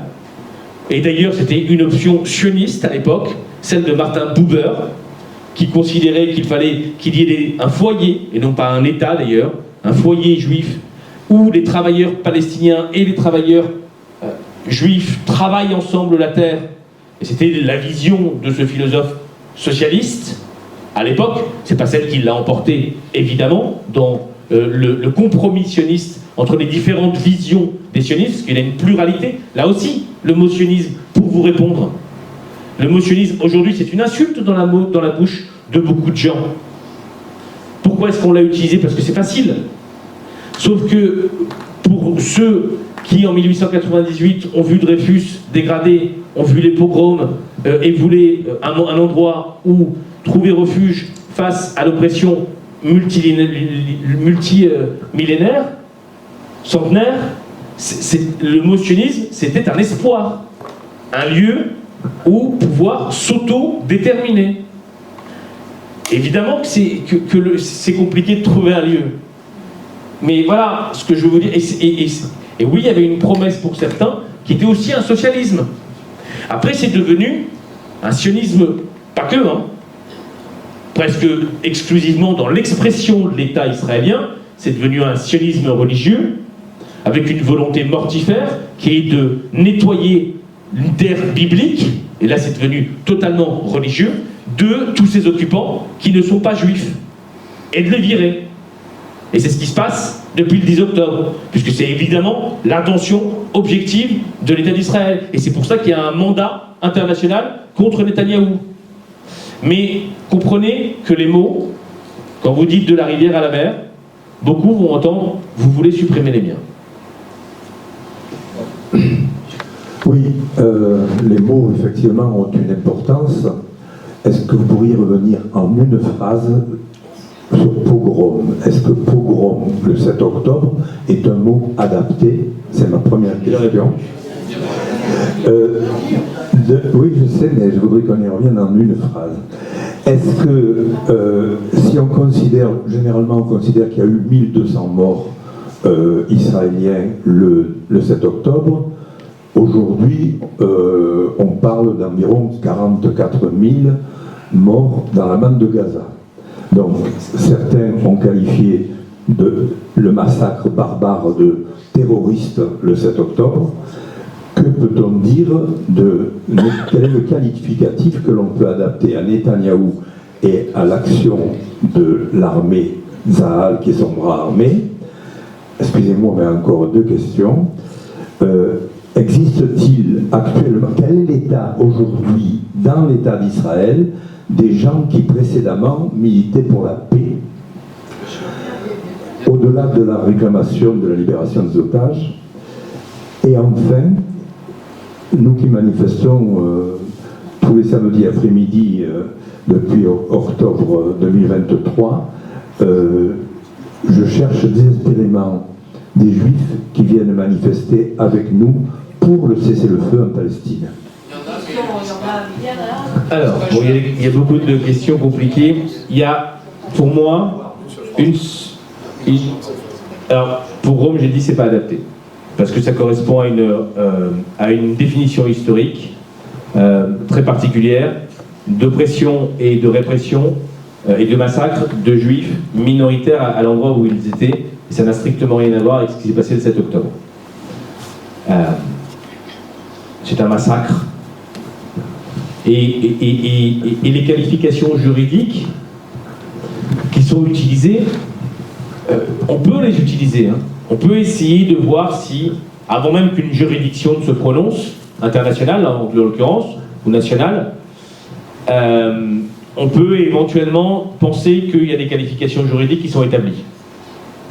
Je pense évidemment au mot génocide. Je pense au mot crime contre l'humanité. Ce sont des qualifications juridiques qui ont été créées par qui? Par deux juifs polonais, figurez-vous, au moment de Nuremberg, et qui avaient deux visions différentes du droit pénal international après la Seconde Guerre mondiale et après la Shoah. Et ils ont voulu créer ces deux concepts qui sont entrés en conflit pour savoir lesquels seraient applicables. Mais ce qu'il faut bien comprendre, c'est que des qualifications juridiques, ce sont des mots du droit qui correspondent à des situations, et il y a des enquêtes et des juridictions se déterminent pour savoir si ces mots correspondent à telle ou telle situation. Après, il y a une possibilité de s'emparer des mots juridiques. Et c'est ce qui s'est passé. Là, Amnesty vient de rendre un rapport disant que selon l'organisation, selon leur enquête, la qualification juridique de génocide est adaptée à ce qui s'est passé à Gaza. D'autres disent, comme Philippe Sands, par exemple, c'est l'avocat de la Palestine, qui a même fait condamner l'État d'Israël devant la Cour internationale de justice pour l'illégalité des colonies. L'un des plus grands spécialistes de droit pénal international, qui a d'ailleurs écrit un livre sur ceux qui ont créé les deux termes crime contre l'humanité et génocide. Autant vous dire que c'est quelqu'un, et qui est juif, et qui le revendique. Hein.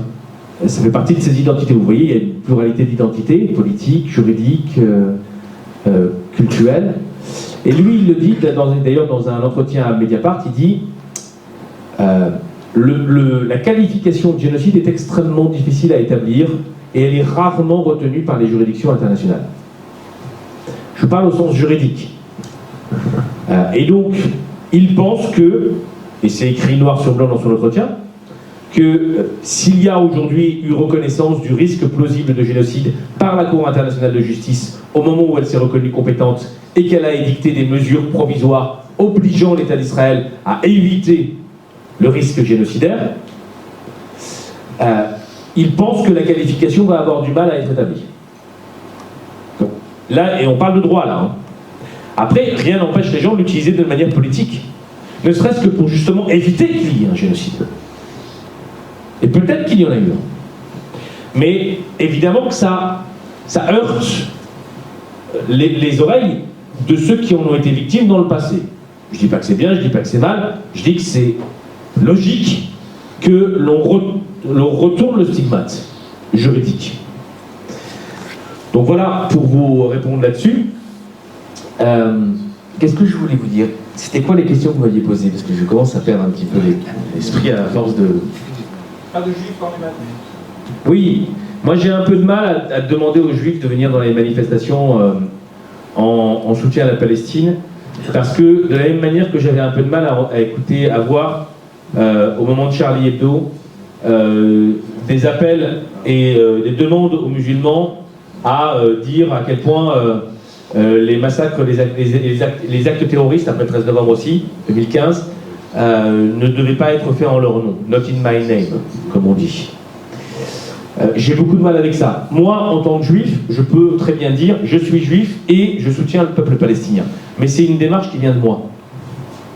En revanche, demander à des personnes, parce qu'elles sont musulmanes, de dire not in my name à l'égard des actes islamistes terroristes, ou aux juifs de dire not in my name à l'égard des actes commis par l'État d'Israël, je trouve ça déjà essentialisant, culpabilisant, alors qu'il n'y a strictement aucun lien ni entre les musulmans et les actes terroristes islamistes du 13 novembre 2015, ni entre les juifs du monde et les actes commis par l'État d'Israël à Gaza. Et donc, là aussi, il y a quelque chose que l'on peut qualifier de raciste. Et vous voyez la distinction que je fais. Moi, je peux dire je suis juif et je milite pour le peuple palestinien. Mais c'est une démarche personnelle. Quand on me demande de le faire parce que je suis juif, j'ai beaucoup plus de mal avec ça. Au début des manifestations à Toulon, j'étais avec des copains juifs aussi. Et nous sommes partis parce qu'il y avait justement un amalgame entre Israël et Netanyahou. On a gueulé, on est parti. Ouais, mais non, pas que la première semaine. Donc on est parti, et ensuite, moi je me suis rendu compte que je vais souvent à Marseille voir une copine algérienne d'ailleurs, et on est beaucoup plus à l'aise parce qu'il y a le SUDEC, il y a les Juifs de gauche qui interviennent en tant qu'association. Et il y a effectivement, comme tu dis, tu n'as pas l'impression d'être dans cette espèce d'ambiguïté perverse, et franchement ça me gênait. Alors on se sent plus à l'aise, mais je vous réitère le fait que leur demander de se positionner en tant que juif ou leur demander de se positionner en tant que musulman, c'est déjà établir un lien entre le massacre et l'identité. Et c'est un lien qui n'a pas lieu d'être. Parce que c'est pas parce qu'on est juif qu'il y a des massacres de Palestiniens par l'État d'Israël. Parce que c'est un État fasciste. Oui, c'est vrai. Tout simplement. Et ce n'est pas parce que je suis musulman qu'il y a des attentats terroristes de Daesh. Oui, c'est parce que ce sont des attentats fascistes. Mais quand on voit des juifs, et quand on le revendique dans ces manifestations, moi je pense que c'est bien parce que ça fait reculer l'antisémitisme. Voilà. Non mais la question, en fait, on ne, et je vous dis, hein, je vais être un peu dur, mais on ne peut pas, à mon sens, avoir une pensée essentialisante, faisant un lien entre une identité et des préjudices, et la nécessaire lutte contre un éventuel antisémitisme. Vous voyez, on ne lutte pas contre l'antisémitisme en créant un lien entre les juifs et les massacres à Gaza. Vous voyez ce que je veux dire? Et ça, moi j'ai beaucoup de mal avec ça. Mais je vais finir par répondre aussi sur antisémitisme, antisionisme. Est-ce que l'antisionisme est un antisémitisme? Aujourd'hui, pour une partie de la classe politique française, de plus en plus importante et médiatique, il n'y a plus de différence. Et même Emmanuel Macron a été dire que l'antisionisme était le fauné de l'antisémitisme. Moi, j'ai toujours dit clairement que derrière le mot antisionisme, il y avait une pluralité de réalités. L'antisionisme, c'est d'abord, objectivement, historiquement, les seuls antisionismes à l'époque, c'était les juifs. Pourquoi? Parce que le sionisme n'intéressait que les juifs entre eux-mêmes. Ceux qui l'étaient et ceux qui ne l'étaient pas. C'est-à-dire l'ultra-majorité des juifs au moment de la création du sionisme. Donc on ne se disait antisioniste que quand on était juif et qu'on était assimilationniste, par exemple, ou bien internationaliste, et qu'on refusait l'idée d'un foyer juif quelque part. Donc il y avait des visions différentes au sein des identités juives. Après, évidemment, l'antisionisme, il s'est enquisté dans beaucoup d'autres choses. Il s'est enquisté d'ailleurs dans les luttes politiques à gauche, puisque c'est l'un des axiomes de la lutte de certaines gauches.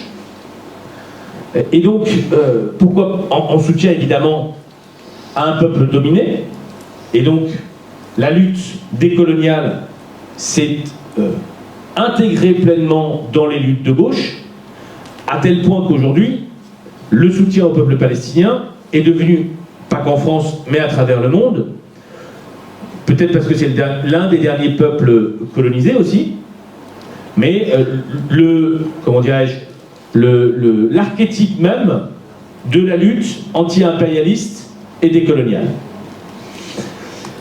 C'est ça, l'antisionisme à gauche. Quand on se dit antisioniste, c'est qu'on lutte pour un peuple qui est colonisé, qui est dominé, et qui on doit permettre d'avoir un État et un foyer. Ça n'est pas que ça, l'antisionisme. L'antisionisme, c'est aussi, pour certains, de considérer que l'État d'Israël n'a pas lieu d'être. Et là, je reviens sur ce que je vous disais tout à l'heure. À savoir que, d'abord, nier l'existence d'un État qui se veut lui-même juif aujourd'hui, du fait de sa loi fondamentale, c'est déjà problématique, à mon sens, dans la mesure où vous avez 7 millions de personnes qui y vivent. Il n'y a pas que des juifs en Israël. Il y a 20% de population chrétienne, musulmane, palestinienne, d'origine. Et d'ailleurs, pour ceux qui ne le savent pas, il y a une particularité en Israël, c'est que c'est pas du tout le même fonctionnement que dans d'autres démocraties comme la France. Il y a une dissociation entre la citoyenneté et la nationalité. La citoyenneté est israélienne pour tout le monde, ceux qui vivent en tout cas en Israël, sauf les Palestiniens de Jérusalem qui ont un statut de résident parce que en 67, il y a eu une annexion de Jérusalem-Est et puis de la Cisjordanie. Et puis il y a la nationalité qui est soit juive, soit musulmane, soit chrétienne, à tel point que vous ne pouvez pas vous marier civilement en Israël. Pourquoi? Parce que vous n'avez le droit de vous marier que religieusement, et évidemment pas entre deux religions. Et donc si vous avez un ou une musulmane qui veut se marier avec un ou une juive, il va falloir qu'ils aillent ailleurs, à Malte, à Chypre, c'est ce qu'ils font habituellement, et ils reviennent après, et leur mariage est reconnu. Autant vous dire qu'évidemment, c'est un pays qui ne fonctionne pas sur les mêmes principes universalistes, laïques, que la France. Moi, c'est comme ça que j'ai renoncé à mon sionisme d'origine, je vous parlais de mon sionisme. C'est que j'ai découvert et que j'ai rencontré des Palestiniens, alors même que j'avais cet idéal quand j'étais jeune, j'avais 18 ans. Et que j'ai commencé à leur parler, notamment des résidents à Jérusalem, parce que j'étais souvent à Jérusalem. Et que j'ai découvert leur réalité. Et que j'ai découvert leur discrimination. Et que j'ai découvert la réalité de la société israélienne, qui était aussi une société extrêmement consumériste, avec une précarité importante, des inégalités monstrueuses, avec ce dont je viens de vous parler, c'est-à-dire une dissociation entre la citoyenneté et la nationalité, avec une discrimination profonde à l'égard des Palestiniens israéliens, et n'en parlons pas. Et même entre eux, puisqu'il y a toujours eu des discriminations dans l'histoire entre les Ashkénazes et les Séfarades.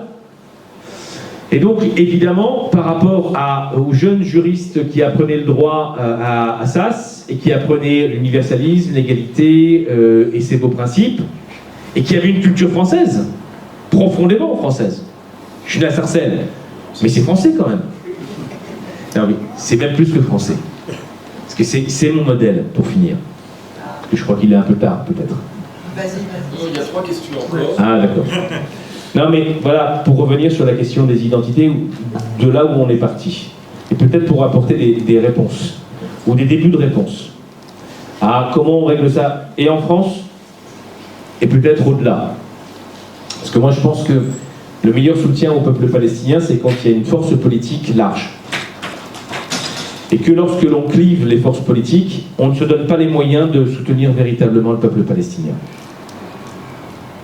Et malheureusement, c'est la stratégie qui a été choisie. De cliver, de ne pas dialoguer, de choisir des mots qui n'étaient pas audibles par certains, de choisir une stratégie qui était violente. Alors même qu'on aurait pu avoir un panel extrêmement large et avoir un mouvement de solidarité pour la Palestine qui s'entendent. Et donc, quand il y a toutes les forces ensemble, évidemment, on a plus de poids pour peser sur les forces nationales. Sur Macron, par exemple. Macron qui a le cul entre deux chaises. Il est à moitié gaulliste, à moitié macroniste, par rapport à la Palestine, j'entends. C'est-à-dire qu'il a évidemment abandonné l'héritage gaulliste s'agissant de la position de la France à l'égard des pays arabes et de la Palestine, celle qui a été celle de Chirac ou d'autres, parce que c'était la position de De Gaulle, notamment en 67, avec une position d'ailleurs que certains ont qualifiée d'antisémite, lorsqu'il a parlé de peuple sûr de lui et dominateur, en associant justement le peuple israélien et les juifs français. Et Raymond Aron a écrit un livre sur cette question, en disant que De Gaulle, en disant cette phrase-là, dans son discours, avait créé une nouvelle histoire du franco-judaïsme, mais également une nouvelle histoire de l'antisémitisme. Juste pour vous dire voilà, que ça ne remonte pas à hier, et c'est pas uniquement des fractions entre une partie de la France et la gauche. C'est beaucoup plus lointain que ça. Et comment est-ce qu'on fait pour en sortir? Moi je pense que, je vous ai dit, je viens de Sarcelles, et à Sarcelles, il y avait une véritable coexistence. C'est le premier ensemble de France, grand ensemble de France. Et oui, il y avait une vraie coexistence entre toutes les personnes et toutes les identités qui venaient notamment du Maghreb ou d'Afrique subsaharienne. Juifs, musulmans, chrétiens ou autres, on vivait vraiment tous ensemble. Et pourtant, il y avait des raisons de ne pas vivre ensemble. Mais ça a fonctionné. Dans la misère peut-être, c'est peut-être d'ailleurs la misère qui nous a rapprochés, mais ça a été d'ailleurs un laboratoire qu'on va toujours scruter à chaque fois qu'il y a des moments de crise, et notamment des moments de crise au Moyen-Orient, pour voir si ça tient. Si ça tient encore à Sarcelles, ça peut tenir encore ce modèle, ce narratif du vivre ensemble à la française. En juillet 2014, moi, ce que j'ai vécu d'ailleurs, c'est à ce moment-là que je suis devenu vraiment de gauche. C'est que j'ai défendu 2 personnes qui ont été accusées d'avoir commis des actes antisémites dans le cadre d'une émeute antisémite qui faisait suite à une manifestation en soutien à la Palestine, à Sarcelles. Pour résumer, il y avait eu une manifestation en soutien à Gaza pendant l'opération Bordure Protectrice, et vous avez eu une interdiction de la manif la veille. C'était François Pupponi pour situer un peu qui a interdit cette manifestation la veille. Et comme les gens ne savaient pas que ça avait été interdit, il y a eu beaucoup de colère, et puis il y a beaucoup de jeunes qui sont partis dans la ville et qui ont fracassé des magasins juifs et incendié des magasins juifs parce qu'ils étaient juifs, objectivement. Et donc moi, j'étais avocat. C'est une autre de mes identités d'ailleurs, importante, parce qu'elle m'a permis, à mon avis, elle a autorisé la naissance de conflits d'identités qui m'ont contraint à penser mes identités autrement. C'est-à-dire que j'ai été amené par hasard à défendre 2 des personnes qui ont été poursuivies dans cette manifestation. Et quand je suis sorti du tribunal, je me suis retrouvé face à des micros et à des caméras.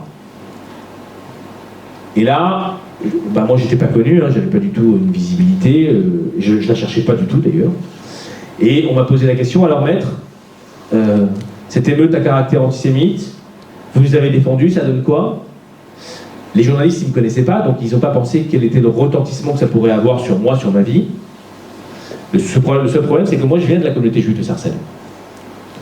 Et je viens, j'allais à la synagogue, j'allais à l'école, ma famille y a toujours vécu. J'y suis né. Et donc, quand à la télé, les membres de la communauté juive ont vu que un jeune juif de Sarcelles qui avait passé toute sa vie à Sarcelles, qui allait à la synagogue, à l'école juive, un bon petit juif de Sarcelles, avait défendu des personnes à qui on reprochait d'avoir commis des actes antisémites contre sa propre communauté. Bah, ils n'ont pas vraiment compris. Je peux comprendre qu'ils n'aient pas compris d'ailleurs. Moi non plus, je ne me suis pas vraiment posé la question parce que j'allais juste faire mon métier. Et je ne savais pas du tout que ça aurait ce retentissement parce que j'ai eu une forme d'excommunication profonde. On m'a dit que j'étais un juif honteux, un traître, alors que j'étais profondément juif au fond de moi. Et j'ai toujours pensé, avec cette identité juive, notamment avec cette culture juive qui était la mienne. Et donc, juste pour vous dire que le lendemain, à la fin de la semaine, j'ai écrit un texte qui a été publié sur Mediapart, qui a été diffusé, c'était la première fois que je prenais la plume, et Louis Plenel s'en est emparé.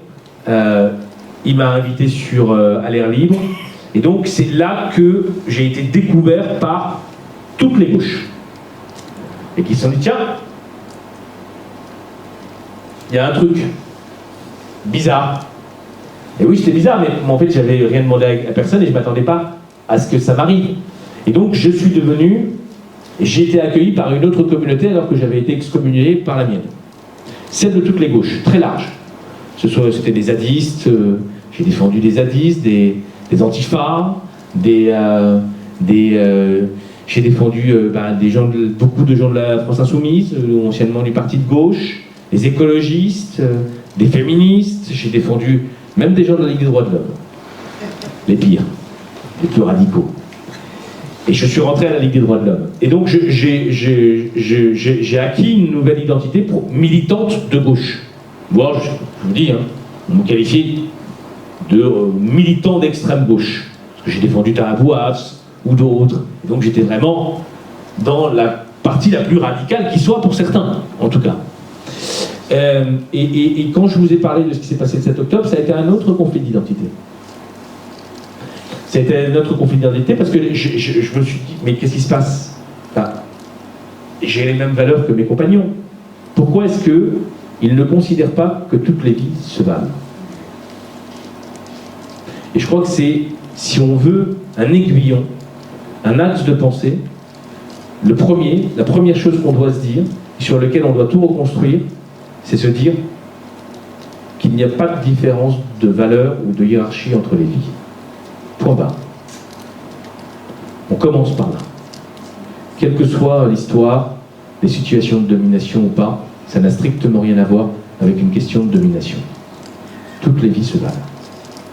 Quand on parle de ça, je pense qu'on a plus de facilité à penser et à construire sa pensée politique et son positionnement dans la société. Et puis il y a la question des identités. Ne pas penser qu'il peut y avoir des hiérarchies d'identité.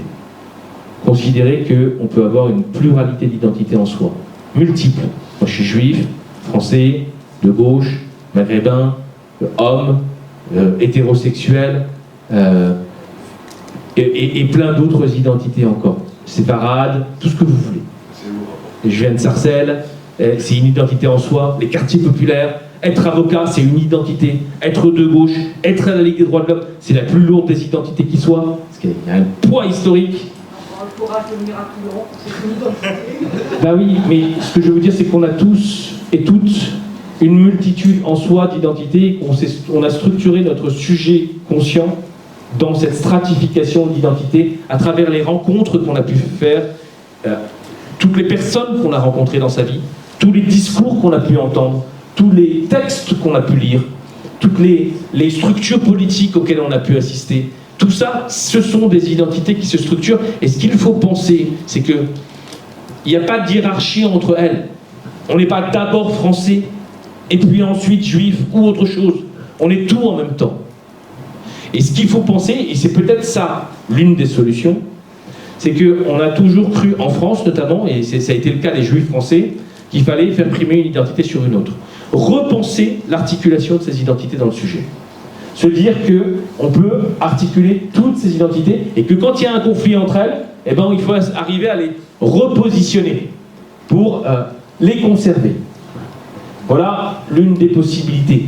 Et pour finir, si on arrive à se dire que on est cette pluralité d'identités, du fait des projections de la société. Et donc on est un sujet pluriel.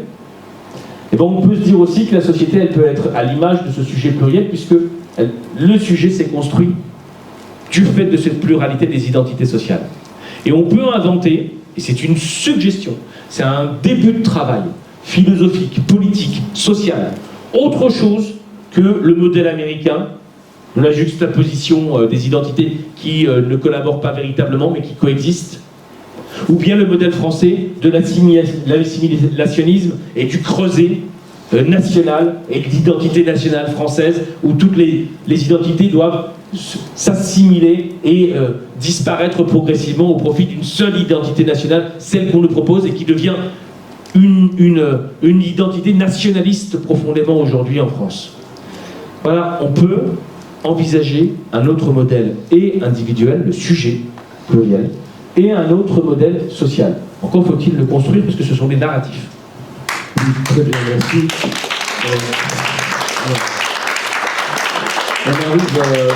On arrive quasiment à la conclusion de ce débat. Il y avait encore quelqu'un qui voulait poser une question, simplement pour rebondir par rapport à ce que tu viens de dire. Dans ce domaine, comme dans beaucoup d'autres aujourd'hui, on voit bien qu'il y a des chemins à construire, à reconstruire, comme à d'autres époques, et ce sont des chemins à construire à long terme. Or, on est dans une situation en même temps qui exige des réponses urgentes. Et là, c'est extrêmement délicat. Il y a une question que monsieur voulait poser. Voilà. Oui, ce sera plutôt une constatation ou une remarque. En tous les cas, je suis venu ici au titre sortir de l'impasse identitaire. Je me suis dit, enfin, on va faire tomber les frontières, citoyens du monde, il n'y a plus de pays et tout ça.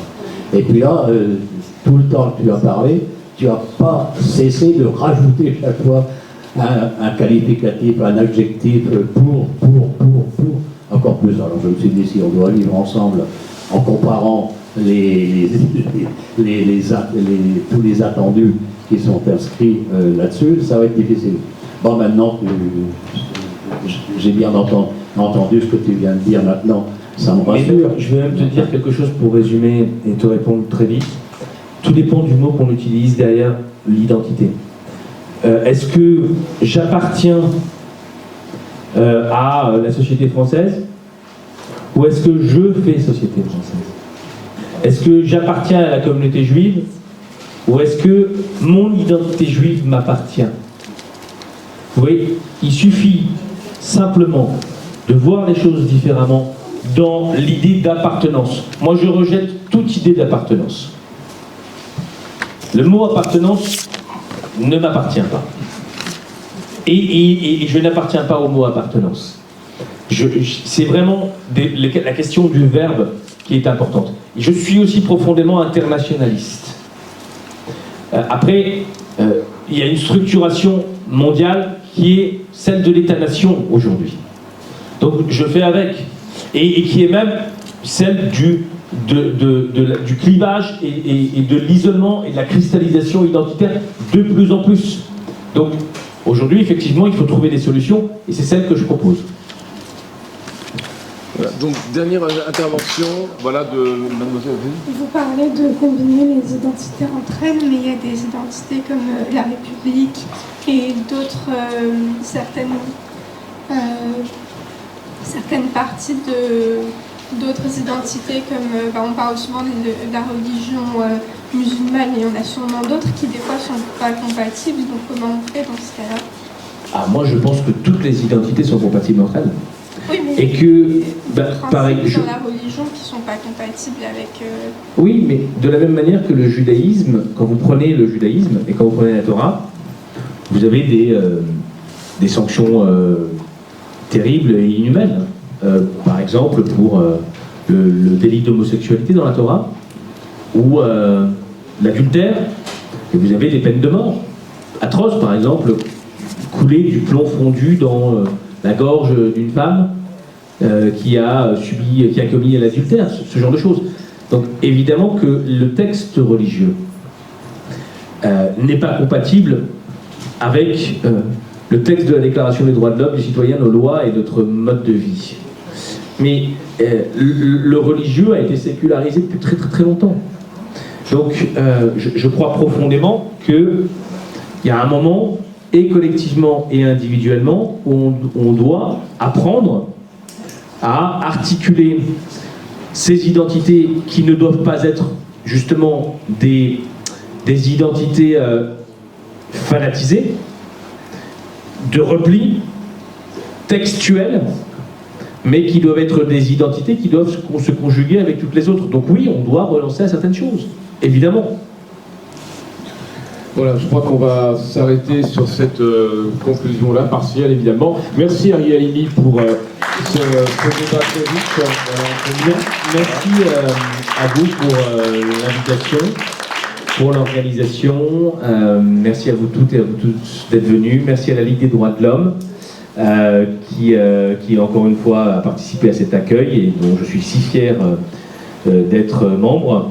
Donc, et d'ailleurs, on peut très bien être à la Ligue des droits de l'homme et dans d'autres organisations, donc vous pouvez, si vous le souhaitez, adhérer à la Ligue, participer à ces activités. Il y a un moment où il va falloir trouver une plateforme. Moi, je pense que la Ligue peut être une bonne plateforme parce qu'elle peut permettre d'agréger absolument toutes les forces politiques et de réduire les clivages ou les fractures entre elles. C'est du boulot. Mais ok, merci. Je vous rappelle que vous pouvez obtenir une dédicace de votre livre dès maintenant avant de nous quitter. Voilà.